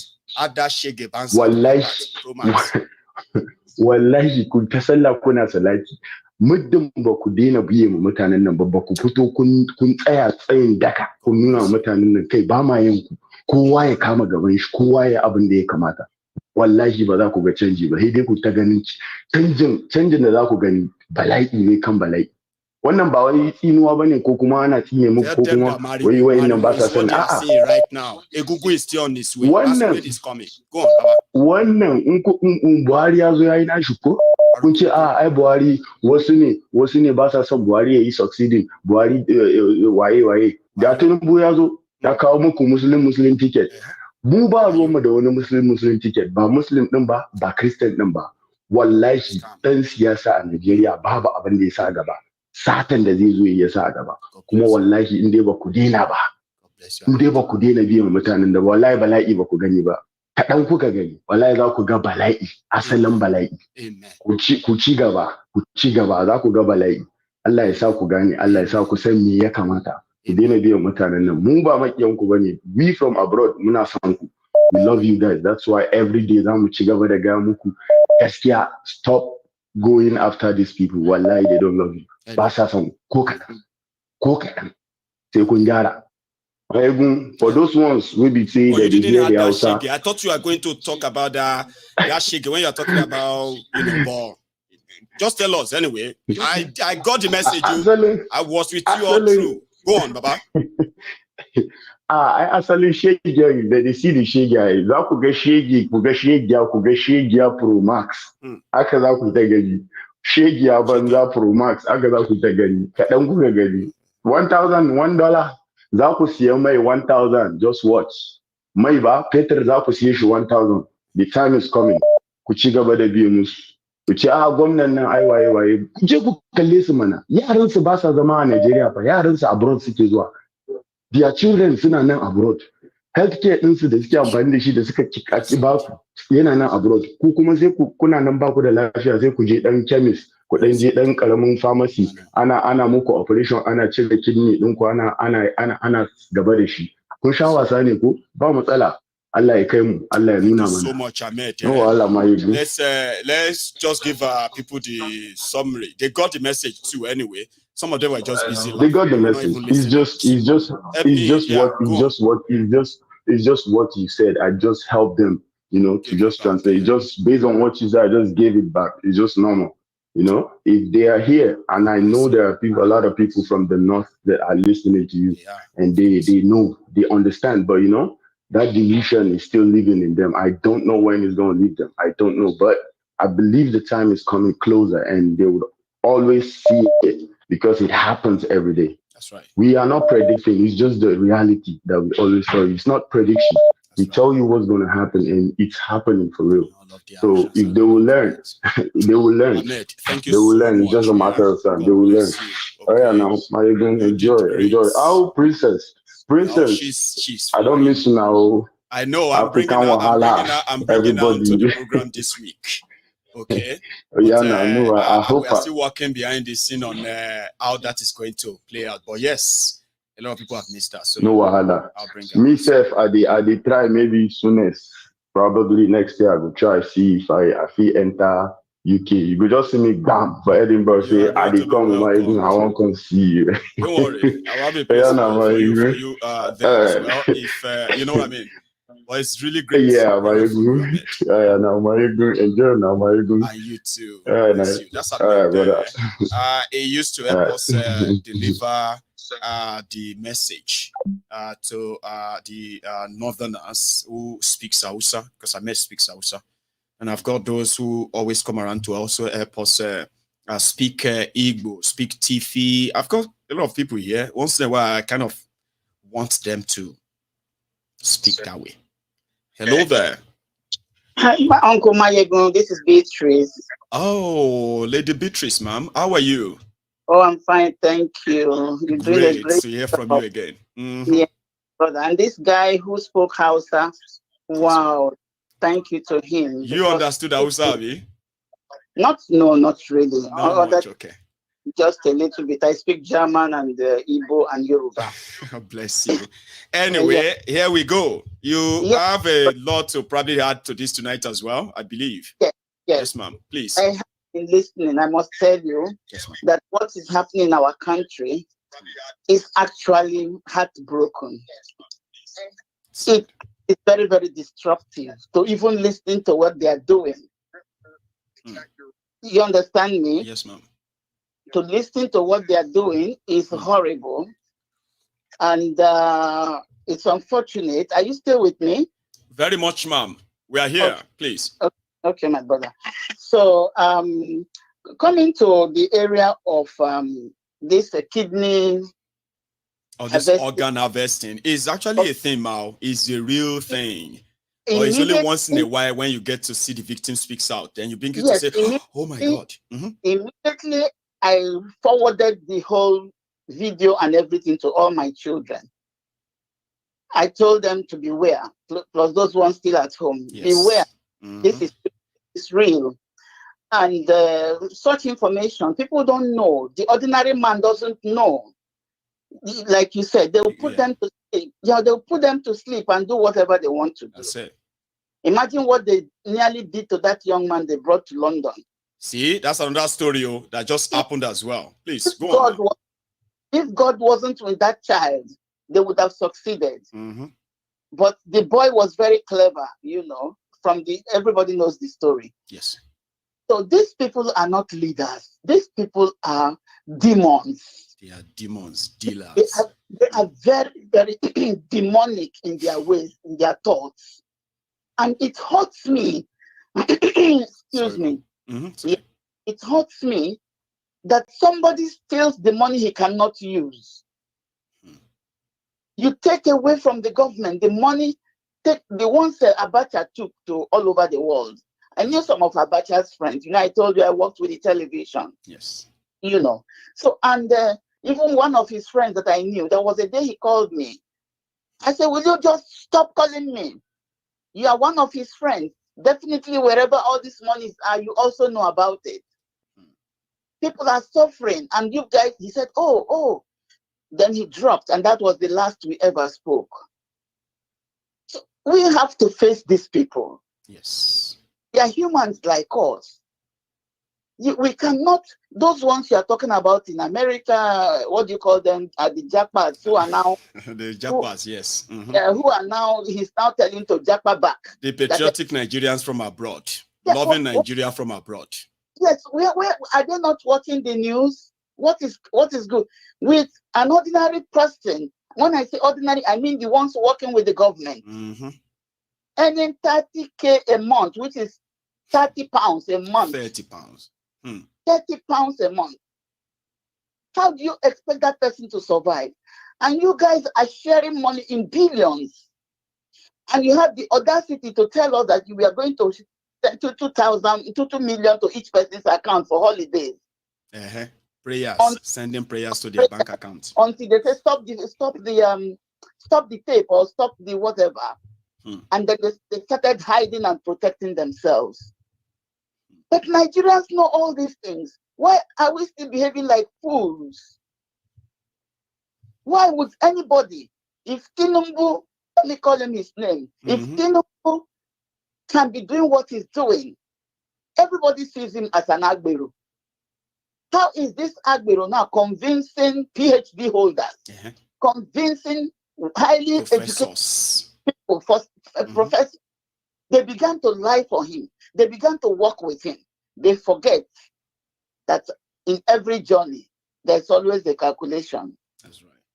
What you sow, you will also reap it. Absolutely. They cannot hide. You cannot hide from God. That's right. And you cannot carry your family and run under the earth. You will be somewhere where people can notice that, is this not this person? So why are they doing this evil? As if it is a curse on all of them. As if it's a curse. I think the reason why they continue to do it, is because they will never be punished for it. Nigeria rewards bad behavior. Punish them. Let the masses do the punishment. We all saw what happened in Egypt. We all saw what happened in some other countries. When these people can no longer, the people said, enough is enough. It doesn't matter how tribalism separates us. Everybody is suffering right now. That's right. Everybody. Hausa, Yoruba, Igbo, we are all suffering. No one is spared. If I tell you that before, my phone was always open, my, Libera to call Africa for cheap. But now I switch off my phone because the calls coming in so much. And I told you that I haven't worked for a long time because of my health. I suffered leukemia. Nigerians don't care whether you work, you live here. You've got to do something. For them, they're my relatives. They're my. I mean, you still have to because they've got. You feel this one too. Exactly. If they ask from you and you cannot do it, you too, you cannot sleep. You feel bad. That's what I said earlier. So to save myself, because I'm the cancer they cannot see, but they're working on my immune system. Oh, bless you, ma'am. So I'm not supposed to be stressed. So in order to avoid any stress, I switch off my phone. But I'm not happy switching it off. Because those calling me, they're in desperate need of support. Are you getting me? I am with you. These people are sharing our money in billions. What are they going to do with it when the masses are suffering? Like it's the same all the time. Coming to all the operating people and taking their kidney or doing whatever. There are so many quack doctors. The good ones are coming over here and they get their jobs. They're leaving the quacks behind. And that's the danger we are talking about. Our family, our relatives, our friends, people we know are always going to come across. They're going to have to pass through all these quacks. Exactly. And that could cost them their lives. That's the danger of failed leadership. I was operated in, what's that hospital in Lagos? The high hospital in Lagos. Jolad, or which one? I think it's the government hospital. Oh, the Luth. Or the one in Ikeja. The one in around CMS area. You know. I was okay, yeah. Yeah, I had sinus problem that blocked my voice and everything. I couldn't do. So they found out it was a sinus problem. They operated my nose. Right. Do you know that when I was in Germany, when I went to Germany, I was living, because I'm a German citizenship right now. Bless you, man. So they were checking every part of my body. They said to me, "You have only one working nose." Oh. That nose that was operated, they removed both good and bad. Wow. They said, so you have experienced this terrible medical procedures that you did. Exactly, I have experienced it. Right now, I have only one working nose. Wow. And that working nose is it goes very high. I can smell anything from everywhere, you know. But the right one is not working at all. The German doctors. So that was messed up back in Nigeria. Yeah. You know. So you know, when I was in television, a woman was trying to have a baby. They said they must operate her. The woman said, "No, I want to push this baby." And it's a relative of mine. The husband had to come to the television house to call me. If I wasn't there, that woman would have died. I went to that island maternity with this guy. Do you know that as I was standing there, I saw a white doctor. I didn't know that white people were working in our hospitals then. Man, there are a white doctor. Yeah, and I had my press ID card on me. Right. So the guy saw it. He said, "Oh, madam." I said, "Please, I have a sister in the ward. Why? What is going on?" I called the name. He entered. He came out. "She's going to deliver now. Just stay there." Before you know it, that white man wheeled her out to another room. And then she had a baby. She delivered within 2 minutes. But in that room where she was, there were more than 10 or 20 of them. They refused to have them delivered naturally. They wanted to operate them. And they said, "Don't push, just stay there. Don't do anything." And the women were shouting like animals. This happened to a member of my family. That child is alive today. So I'm just trying to tell you that it's unfortunate what is happening in our system. It is. And you dare not to say anything. They look for you to. People are using another name now to buy you. You know. See, ma'am, let me take another one, okay? Really lovely hearing from you. Continue with your good job. I'm also ma'am. Thank you so much, okay? You stay safe too, okay? Have a good one, man. So that's Lady Margaret there from London. But the line is still pretty much open. I know it could be really, really tedious to get through, okay? But if you really want to, we still have about 40 minutes to go. So yeah. Hello there. Good evening. Good evening, my evening to you, sir. You might need to mute our broadcast so that we can hear ourselves, or else you're gonna. Oh yes, I'm so sorry about that. Right, can you hear me better? Can you hear me better now? Well, I can hear you. If you can hear me, that's all that matters then, all right? Yes, I can. Thank you so much, my brother, for the opportunity to speak. And thank you first and first. Thank you for all that you do.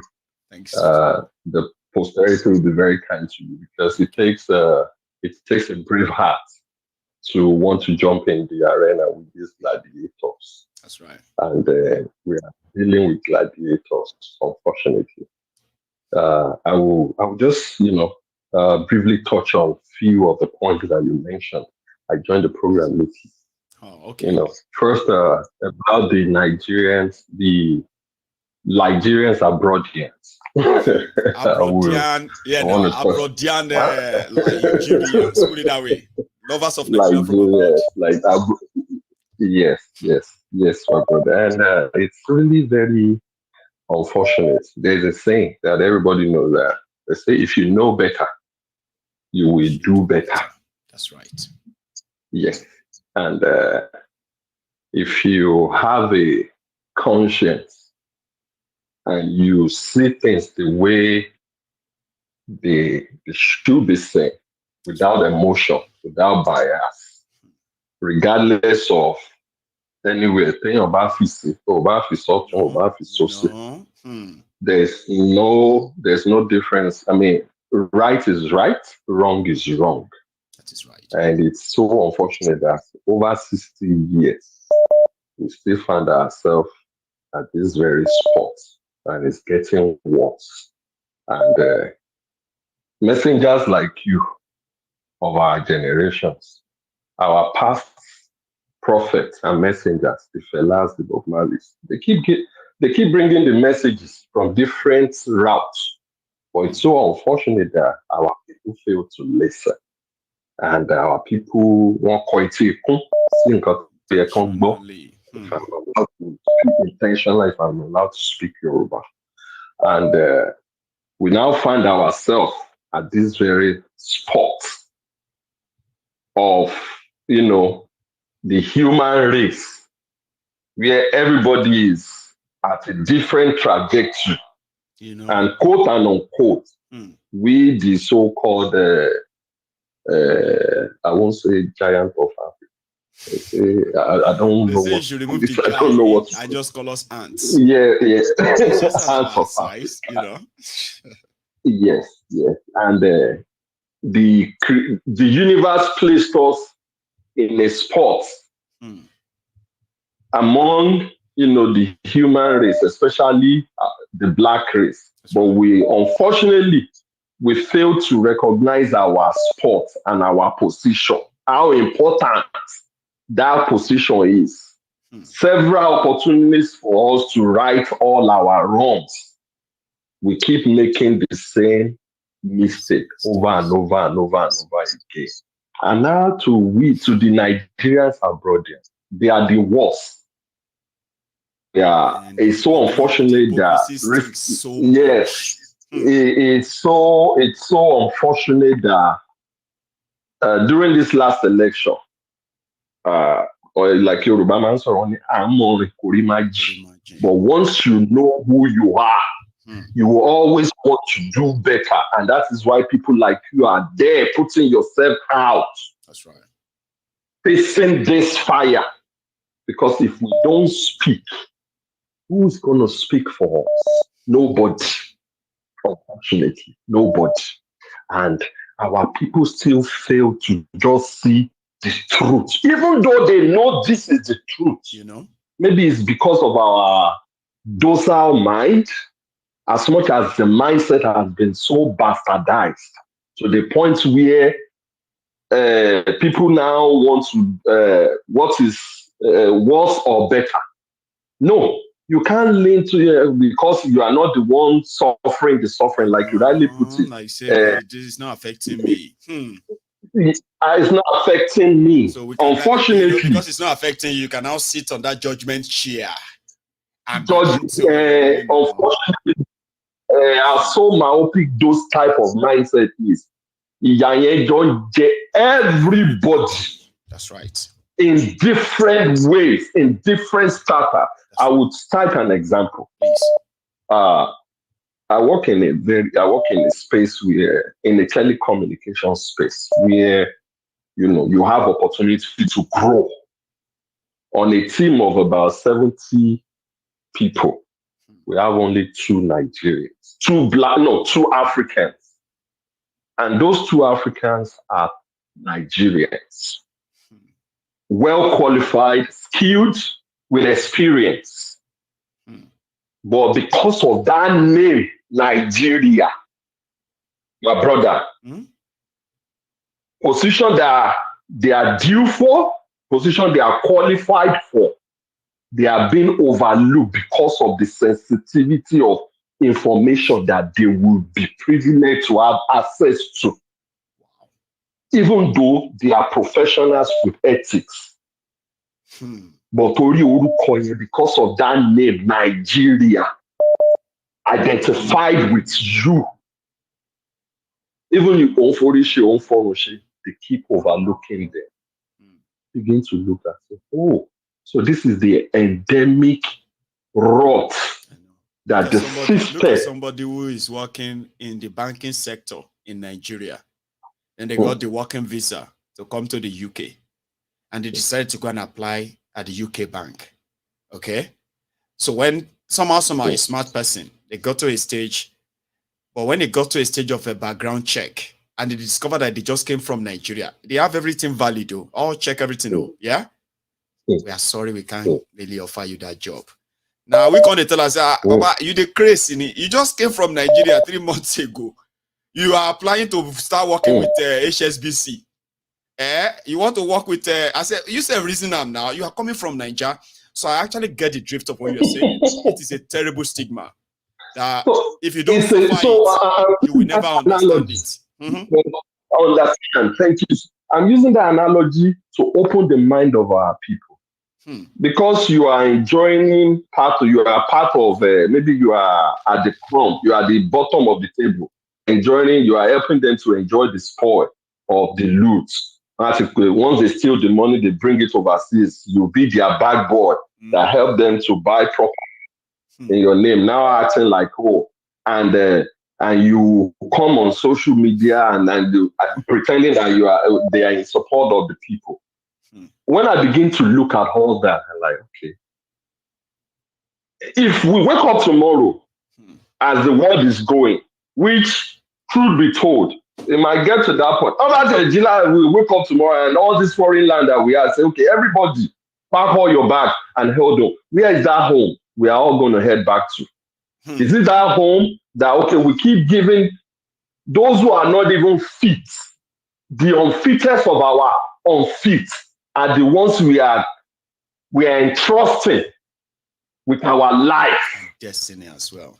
Everybody, I know everybody on this life has experiences. Is it family member that has died in the hospital due to malfunction healthcare system, or is it people that has been defrauded by what? I mean, I come from a religious home. I know how much the religion has done, even in this regard. That's a conversation for another day. I know. And having a little bit dealt with, these so-called bourgeois at one point during the days of Olusegun Agbesua and Agagu, I begin to see that, if you really want to live right in this type of system, that you have conscience, you want to live right with values and integrity, you cannot.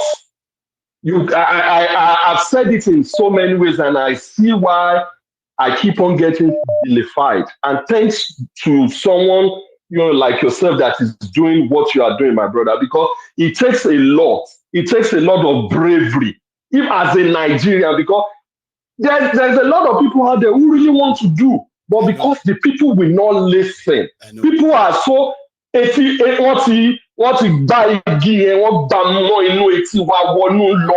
that it's so bad that everybody is now picking Ibito Ategun Festival, and they look at this issue of this young man that happened recently. Unfortunately, 95% of everybody is showing their faces. Everybody is doing it because of what is going to come to them. It's not because they care about the people. No, really. It's not. It's so sad. But the points I keep coming. But thank you so much, my brother. Thank you for all you do. Too. Because I know one thing I know is I will wrap up with this. Yes. Ojoyeshusoke is so heavy. The cloud is so heavy. It's so heavy that the dead rain is going to begin to fall. It's going to be like magic. Just like the way we are talking. And I hope it will pour. Yes, sir. Yes, sir. Yes, sir. Thank you so much, my brother. Thank you for the opportunity. Well done to you, sir. Well done. Baba. Nice one. I appreciate that. Okay. Let's get another call here. Hello there. Hello, Mayogun. Yes, sir. In fact, today is one of my happiest days because I'm able to. I've been trying to reach. I'm calling from Georgia. From US. Georgia. Is this your first time, sir? This is my first time, Mayogun. Let's keep it on record. That is the first time caller that meets the gong. Sir, how yes, man. Very well, Mayogun, very well. Mayogun, let me say something. I clock 52 in March. Oh, congratulations, though. And 53 is almost here too. Please, sir. Yes. And I was one of the patriotic Nigeria that have served Nigeria with all my life, the youthful part of my life. I had to move to the US just 2 years ago. I'm a consultant family physician with over 29 years experience in Nigeria. Wow. You see, when we finished medical school about in 1994, when I left medical school, I finished from ABU. So Remy, all of them were saying, Dr. Adekunle, let's move to the overseas. We don't see, so some of them moved to Saudi, UK, and all that. Our patriotic Nigerians were like, no, we love Nigeria. All of us we are not going leave. anywhere. We need to stay. Some of us need to stay and build this country. You are one of them. Exactly. I was one of them, Mayogun. So what changed? But you see, I will tell you what changed. My mother-in-law died just like 2 years ago. Oh, sorry about that. She had a cancer related disease. But you see, because my wife and myself were both doctors, we were able to manage. We're able to manage challenge for 18 years after we discovered that it was cancer. Yeah. But what actually changed was the fact that, the Nigerian system, I don't want to mention the name of the state I worked, but it's Yoruba state. Okay. The most Muslim-dominated. In fact, finally, you have to say, okay. Let me say Ilorin. Now we grab that. Go on, sir. There's this politics of if you're not from Ilorin, you can't become the CMD. You can't hold a position, even though you are most. Because you have to be a Muslim first. Nigerian, so to say. Okay, go on. No. The condition is you must be a Muslim, and you must be either from Ilorin or from Kwara State. If you're not from those, if you don't meet those criteria, you understand. Oh, the CMD. Oh,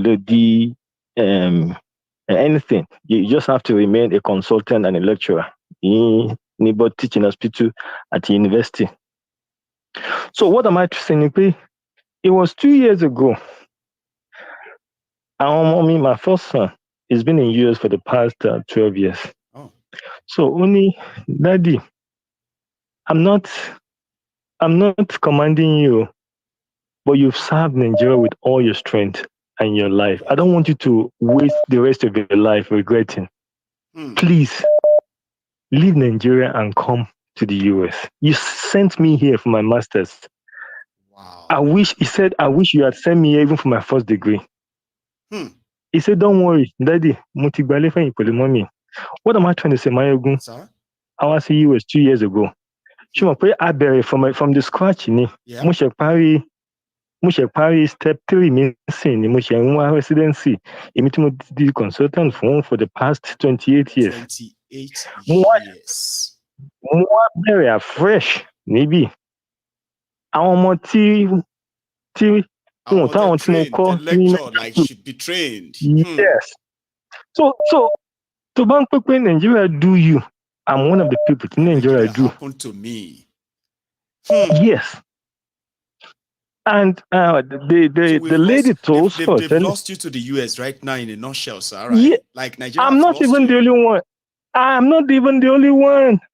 God damn it. A lot of us. And let me tell you, yes, sir. Just like you said earlier, we were the best hand in our specialty. We were the best hand in our specialty. Lost to the UK, British medical service, lost to US, lost to Dubai, lost to Saudi Arabia. Do you know how many Nigerians have moved to Saudi Arabia? How many Nigerian doctors have moved to Saudi Arabia within the last 4 years? Figures, I feared it is worrisome. And I'm glad that somebody who is part of that is actually speaking to me right now on this program, which means that it's not just a hearsay now. You are living it. You are living what do you call it? Somebody who experienced this, sir. I'm all here. If I have a dog, I will not have my dog operated in Nigeria. With Nigerian, I'm not saying a human being or Aja dog. If my Aja need like urgent care, maybe urgent operation, because okay, number one, could see equipment. Number two, could see encouragement even for the health workers. Look at how much it as a consultant. You pay $1,000. A consultant. Yes. Senior one. Yes. I feel pretty much because I want to man for only university as a lecturer. Right. So to my power buy a little could be $1,500. Loshu. Something to clean up someone $1,500 for cleaning up America. Possible. Benny. In that you know what to say. Our experts who actually have something to offer the society, they reduce them to nothing. They now glorify criminals who had nothing to the society. It is sad. I'm telling you. It is sad. But will be experiencing me when you have to start afresh. How much you want? Because medicine, medical profession is about experience. It's not about you graduating from medical school. You understand? Only prof, we know you have all the experience, but we're sorry you can't practice. You have to get a license. You have to go through the board exams. You have to go through all of that. So yeah, more should have been into secondary school to jam. To try apply see medical school, you see university. In to go through. Even if you're a professor of whatever to buy the America, what to bury a fresh background. But to buy Paris, what it is because of your experience. So it's just go through that program of 2-3 years. Then you're like, yeah, that privilege that I need you. I want BCB. I be 1 year younger. I ask you this personal question, right? This one is personal. Now you can answer it just the way you feel like, sir. Okay, like okay. What is the psychological impact of that decision and that reality of yours before you kind of embrace it? How was it for you, that acceptance? You know, you've lived in that denial for so long, hoping that things will improve, and your patriotism will be kind of rewarded enough that you can say, I'm glad I didn't leave. But 28 years, then you had to go, you had to move. Psychologically, how was that on you? Like, personally, to sit down and say, or did you just embrace it like that and just... If I tell you the trauma I went through in Nigeria, Mayego, Gina was kidnapped in Nigeria. Oh, now you are talking. One of the things that finally that finally made you like, you know what? I'm doing this. Yeah? Mayego, for the fact that I'm on the phone with you talking. You should thank God for my life. I am thanking it. That I'm thanking God for you. I was going to University of Benin Teaching Hospital to monitor exams. Yes, sir. It was in the afternoon, myself and my driver. My driver is a huge guy, 6 feet, he's the driver from the hospital. Right. So they thought he was the Oga. I was because I don't sit at the back. I sit in the front anywhere, but I don't. I'm not that kind of Nigerian mentality. You didn't do that Nigeria big manism, right? No, it's not in my blood because we were not raised like that. We were raised to treat every human being the same. You understand? Yes, irrespective. And again, moreover, the man is older than me. You understand what I'm saying? And he has been a good, civil servant in that hospital way before I even joined. So I can't just sit there and say, So they thought he was the boss because the clothes he was wearing. Me, I was just wearing polo and jeans.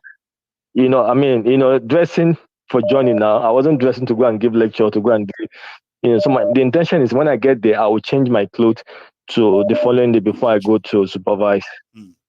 It was between Sabongidore around around I think 2 in the afternoon.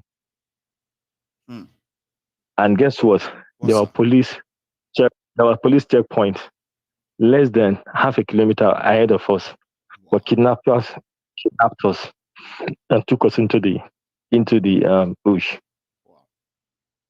You understand? Yes, it was by the grace of God. At your water raising, kidnappers familiar at the driver. So they that was demanded when for ransom straight up for your release. Like it's not like you yes, kind of got rescued we or paid, you managed to escape, no? we paid 22 million naira. 22 million naira to release because they didn't know I was a doctor. You understand? Do you know what you just did for me tonight, sir? Before you continue that story, right? Yes. You just dropped exclusive sort of stories right on our laps, just like that, unannounced, right? We are speaking with we're speaking with a medical doctor. What's your position again, sir? Your line? A consultant, a medical consultant of family physician. You see, of 28 years, who had to fold up at the end to leave Nigeria that he loved so much and he thought he could save, right? I left with undertaking. My children said, Daddy, if you don't give undertaking, that if anything happens to you, you're on your own. I left without saying goodbye. Immediately after that experience, yeah? Mayego, let me tell you. Yes, sir. You won't pray, you will not pray that your enemy get kidnapped in Nigeria. You wouldn't even wish it for your enemy. Never wish it on my enemies. It is that bad. Because you know why? You are on your own. Nobody's coming for you. Hey. I swear to God, nobody's going to come for you. Nobody. So nobody will be like, okay. If you're able to give them the money, we'll guarantee if you're going to have your life or not. That's it. And guess what? Yes, sir. If they knew that Dr. Niwa knew that they will have solid the money for 100 million, which I don't have, where will I get it? You understand? I can tell you, it was everything that we had. We had to sell stuff to raise 22 for me and the driver. And the driver to resign immediately. He said, Odumeji loku can retire. You can't go through those and say you want to. Let me tell you, Nigeria is a joke. It's not a country. It's a jungle. It's a jungle. So let me tell you, I've been following your program for the last a year and a half. Yes, sir. And our Timothy Baja living in Nigeria, especially in this last election. My elder brother is among them. My elder brother is among them. He's supporting Tinubu.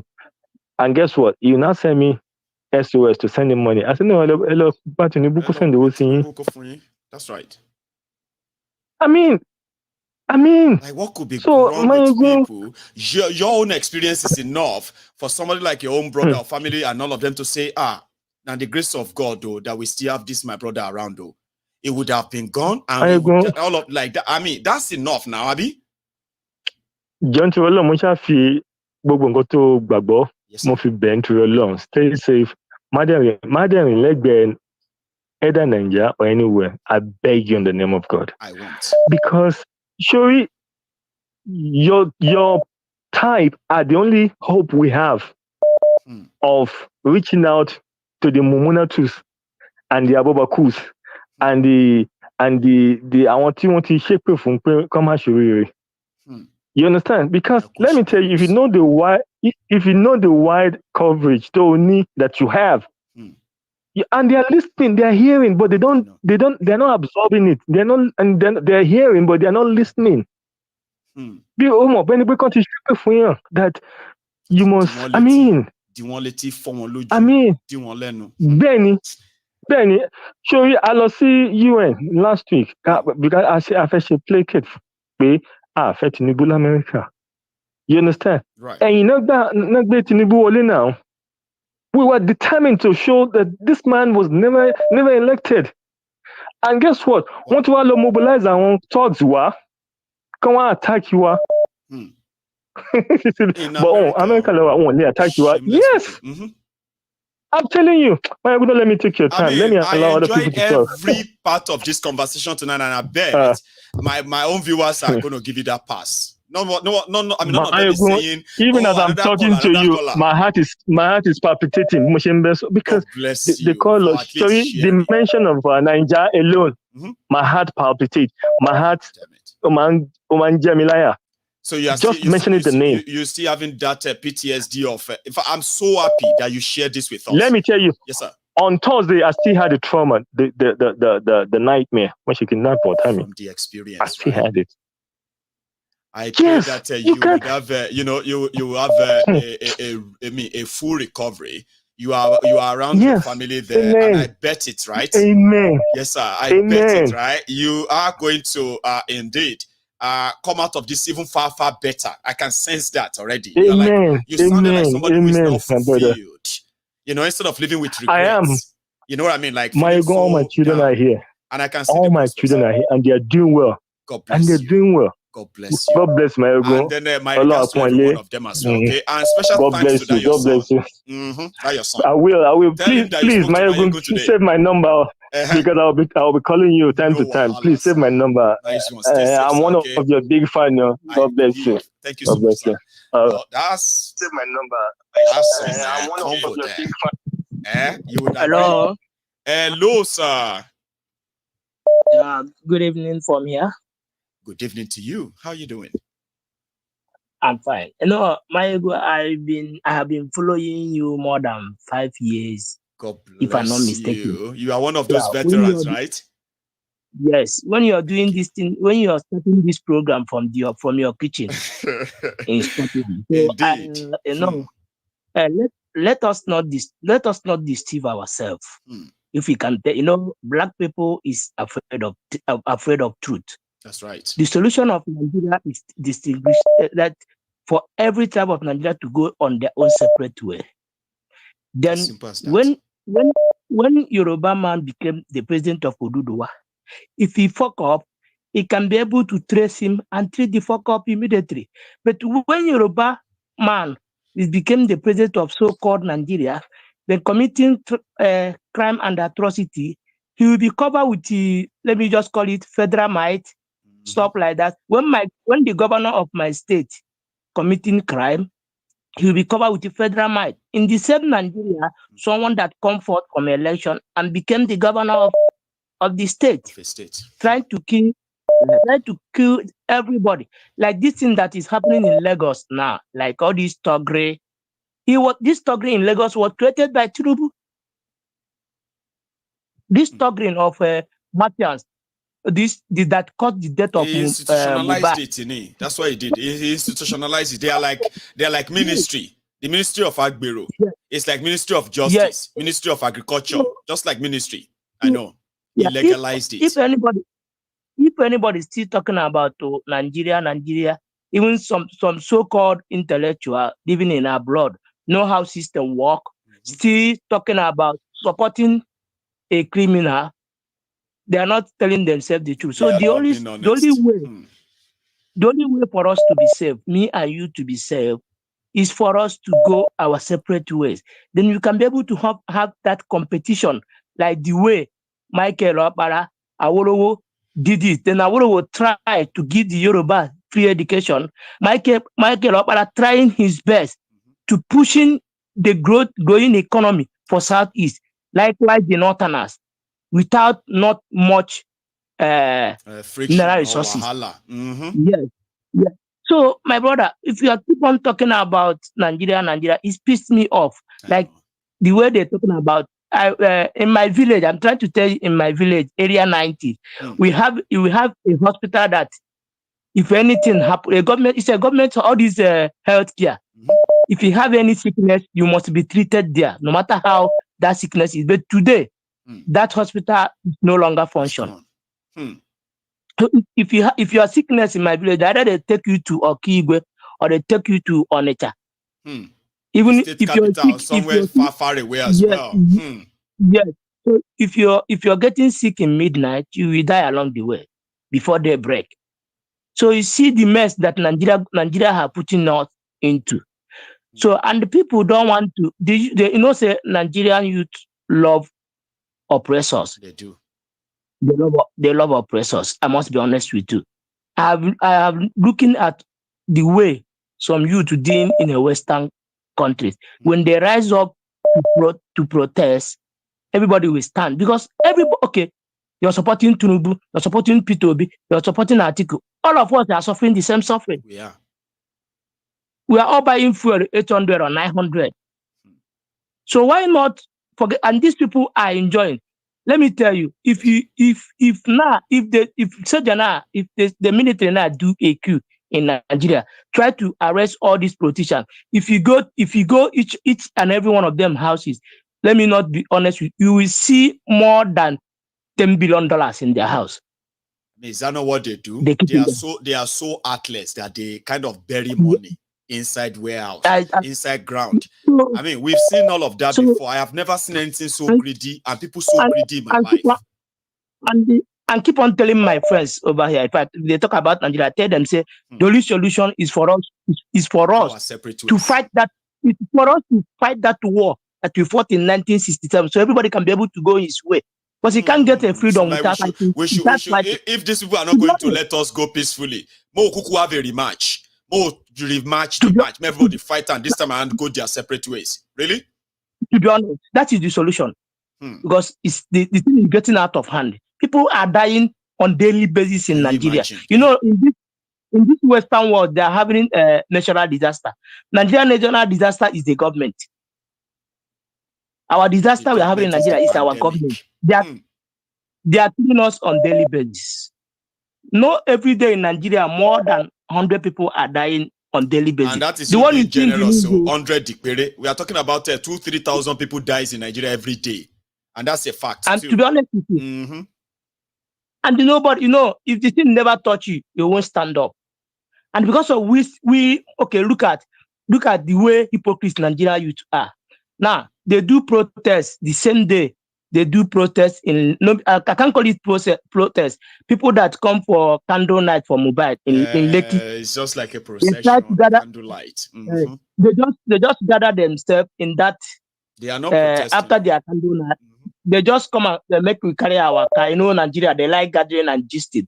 But because of our leaders are being so afraid of protest, mostly that Tinubu, then he trying to, but that thing he trying in Lagos, as a president, he can't try it in Kano. No, he can never. He dare not try that there. And then while I go there now, you kill people like that, shoot at them like that in Kano. When they are, no. They won't try it. So, but our people in the South, I don't know the kind of, they think, we in the South think that we are reading book, we are so exposure. We are gentlemen. But we are not. We are diplomatic. But we are nothing. The Northerners are more stronger than us. To be honest, the Northerners that they are, see how a Northerner threatening a judge, and the judge did not come to court. The tribunal. You're right. Yes. Yeah, if you try it in the South, the person that said that they will come and arrest that person. Dead body go plenty. But the Northerners say it and go scot-free, nothing happened. Do you know what the tribunal judge called them? The tribunal judge called the NNPP supporters, he called them bandits. I didn't just escalate that here to let everybody know that as they call the obedient fascists, they have labeled the Kwakwanso supporters, they've labeled them bandits. And that's the tribunal judge actually reading that out in their judgment. So my brother, you need to rise up, everybody now. If that country want to scatter, let everybody stand up and carry people. Let us go and fight and go our separate way. Enough. The stubbornness is enough. I live here in Istanbul. Everybody is living like, the obligation of government is to give you security. But all these our leaders now from southeast, from south, from west, from northern. None of them are living in northwest. None of them are living in their state. They're all living in Abuja and control their state. None of our leaders living in their various states. Very good fact. Because this insecurity have pursued everybody. So they all stuck into Abuja. Now we are the pharmacies that's suffering that insecurity. And we are the one that dying. Thank you. My brother is the situation of Nigeria. My brother, keep it up. I know that by God, very soon, Nnamdi Kanu will be free, because if you have somebody like as they have Nnamdi Kanu in the east and have you in the west, if you can get somebody like you or Nnamdi Kanu in the north, the game is over. Well, that's why we said they should not stop all this bad governance. You know, one thing is this, right? All of us, after review, even though it is very kind of sad that the victims could be any of our own relatives and all that, but you know what people said? People said, listen, if there's anything that this APC, if there's anything they have actually done right, is the fact that they have proven people like Nnamdi Kanu, Mazi Nnamdi Kanu, people like Oloye Sunday, people like myself, people like you, people like others who don't believe anymore in Nigeria, they have proven all of us right. So then we say, if that is apart from failing Nigeria or whatever they are doing right now, that they should continue, because they will be the one, right, that will help to pick up Nigeria. Everything they are doing is tearing Nigeria apart, and they are not giving up. That is true. That is true. So and they can never give up. The Kanus, they are still going to create. Okay? That's why I'm praying. At the end of the day, it will consume everybody. Yeah, go on. Yeah. That's why I'm praying that let God raise one Nnamdi Kanu from north. As long as one Nnamdi Kanu rise up from north, the game is over. Bless you. Thank you so much. Okay, let's call it a night. It's been a pleasure talking to you. All right, stay safe, Baba. Okay, and have a good one. Now, this is where we are going to draw the curtains. Okay, I want to implore us, those who have been part of this all night. If you joined us midway, you can watch the broadcast from the beginning again. Okay, but if you have been part of this all night, just don't leave without liking the broadcast. I am going to see you some other time. I've had a very good evening, and I hope you did have a very good evening too, or afternoon if you're watching me from America. It is Sunday. I wish you all the best.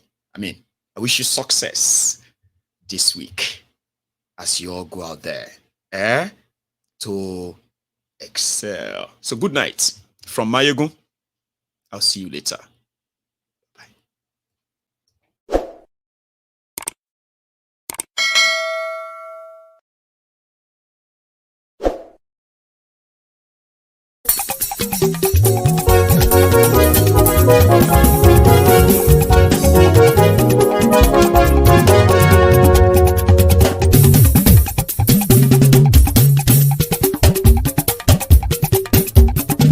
Mayegun làwa mọ̀ làmọ̀ tó dòdòdò. Mayegun Diary, Nayibi #1. Mayegun làwa mọ̀ làmọ̀ tó dòdòdò. Mayegun Diary, Nayibi #1. Mayegun ti dé o, ọ̀rẹ́ ará ìlú. Mayegun Diary, Nayibi #1. Lórí Facebook, lórí YouTube. Mayegun Diary, Nayibi #1. Gbogbo bó ṣe ń lọ ni Mayegun já wa sí. Mayegun Diary, Nayibi #1. Àṣírí ọ̀jẹ̀lú kì í bò níbẹ̀ o. Mayegun Diary, Nayibi #1. Bó bá ṣe eré, àní Mayegun máa wí. Mayegun Diary, Nayibi #1. Ó sì tún ṣe eré, wàá gbọ́ níbẹ̀ o. Mayegun Diary, Nayibi #1. Mayegun Diary politico. Mayegun Diary, Nayibi #1. Godfatherism kò sí lọ́rọ̀ Mayegun. Mayegun Diary, Nayibi #1. Ẹ farabalẹ̀ sẹ́ o kẹgọ́rọ̀ lẹ́nu o. Mayegun Diary, Nayibi #1. Àní Mayegun làwa mọ̀ tó dòdòdò. Mayegun Diary, Nayibi #1.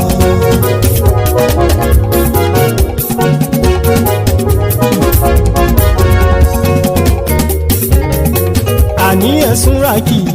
Mayegun ti dé. Mayegun ti dé. Ọ̀jẹ̀lú ẹ̀sùn ràkì. Mayegun ti dé. Àní ẹ̀sùn ràkì. Mayegun ti dé. Lórí Facebook. Mayegun ti dé. Àní ẹ̀sùn ràkì. Mayegun ti dé. Lórí YouTube. Mayegun ti dé. àní ẹ̀sùn làjù. Máyégún ti dé. Bọ́ bàbá gbé wúrẹ́. Máyégún máa wí. Àní ẹ̀sùn làjù. Máyégún ti dé. Ijó ìgbádìyẹ. Máyégún máa wí. Àní ẹ̀sùn làjù. Máyégún ti dé. Bí Presidiot bá rúfin o. Máyégún máa wí. Àní ẹ̀sùn làjù. Máyégún ti dé. Bí gómìnà kówó jẹ. Máyégún máa wí. Àní ẹ̀sùn làjù. Máyégún ti dé. Ọlọ́pàá tí ń gba rìbá. Máyégún máa wí. Àní ẹ̀sùn làjù. Máyégún ti dé. Aṣòfin tí ń rúfin o. Máyégún máa wí. Àní ẹ̀sùn làjù. Máyégún ti dé. Òpùrọ́ olóṣèlú. Máyégún máa wí. Àní ẹ̀sùn làjù. Máyégún ti dé. Ọ̀jẹ̀lú ẹ̀sùn ràkì. Máyégún ti dé. Àní ẹ̀sùn ràkì. Máyégún ti dé.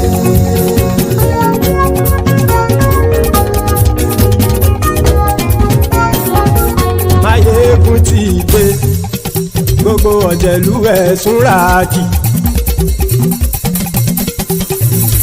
Máyégún ti dé. Gbogbo ọ̀jẹ̀lú ẹ̀sùn ràkì. Ṣùgbọ́n ẹni bá ti ṣe èyí tó yẹ kí wọ́n ṣe, ọmọ bá dèrò ní fi wọ́n níran o. Máyégún ti dé. Gbogbo ọ̀jẹ̀lú ẹ̀sùn ràkì. Máyégún ti dé. Gbogbo ọ̀jẹ̀lú ẹ̀sùn ràkì. Ṣùgbọ́n ẹni bá ti ṣe èyí tó yẹ kí wọ́n ṣe, ọmọ bá dèrò ní fi wọ́n níran. Wọ́n fowó bẹ́ẹ̀ o, Máyégún ó sọ pé wọ́n ò bẹ́ẹ̀. Wọ́n fowó bẹ́ẹ̀, Máyégún ó sọ pé wọ́n ò bẹ́ẹ̀. Oníkan ṣáàtì ṣe èyí tó yẹ kí wọ́n ṣe, fáwọn ará ìlú tó gbé wọn débẹ̀ o. Máyégún ti dé. Gbogbo ọ̀jẹ̀lú ẹ̀sùn ràkì. Máyégún ti dé. Gbogbo ọ̀jẹ̀lú ẹ̀sùn ràkì. Ṣùgbọ́n ní bá ti ṣe yìí tó yẹ kí wọ́n ṣe, ọmọ bá dẹ́rọ̀ ò ní fi wọ́n níran. Kì máa yí ṣe eré, ọ̀rọ̀ yìí kì í ṣe ẹ̀fẹ̀. Kì máa yí ṣe eré, ọ̀rọ̀ yìí kì í ṣe ẹ̀fẹ̀. Ẹni bá ti lè lẹ́bọ̀ lẹ́rù o, ọmọ bá dèrò kàṣà ìtú wọn síta. Máyégún ti dé. Gbogbo ọ̀jẹ̀lú ẹ̀sùn ràkì. Máyégún ti dé. Gbogbo ọ̀jẹ̀lú ẹ̀sùn ràkì. Ṣùgbọ́n ní bá ti ṣe yìí tó yẹ kí wọ́n ṣe, ọmọ bá dẹ́rọ̀ ò ní fi wọ́n níran. Tẹnitẹni ọmọ Máyégún ọ̀rẹ́ ara ìlú mọ̀mọ́ ni mo fọlọ́run ṣọ́ ẹ̀ bá kìlẹ́bù. Lóòótọ́ olódodo ìlú ọ̀tá ìlú mọ̀mọ́ ni ìwọ ṣá máa ń ṣọ́ra kò sì mọ́ bẹ̀rù. Bọ́tà ń lè rí bóníṣègùn lé káwọn mọ̀mọ́ fi ṣera wọn ni ó ti dẹrùn tí wọn ò gbọ́dọ̀ sì mọ́ bẹ̀. Èèpo ọ̀gọ̀ lọmọ bá dérò tàjẹ́ ò gbọ́dọ̀ jẹ́, ó ti jọba lórí àbínú ẹni kò sì mọ́ bùyà. Àìsíwọ́lu ní ẹnìkẹ́ ìgbódì ẹyin lábàrá o, ó kó ẹni tó bá dán wò á kàmù. Máyégún ti dé. Gbogbo ọ̀jẹ̀lú ẹ̀sùn ràkì. Máyégún ti dé. Gbogbo ọ̀jẹ̀lú ẹ̀sùn ràkì o. Ẹni bá ti ṣe yìí tó yẹ kí wọ́n ṣe, ọmọ bá dèrò òní fi wọ́n níran o. Máyégún ti dé. Gbogbo ọ̀jẹ̀lú ẹ̀sùn ràkì. Máyégún ti dé. Gbogbo ọ̀jẹ̀lú ẹ̀sùn ràkì. Ṣùgbọ́n ní bá ti ṣe yìí tó yẹ kí wọ́n ṣe, ọmọ bá dẹ́rọ̀ ò ní fi wọ́n níran.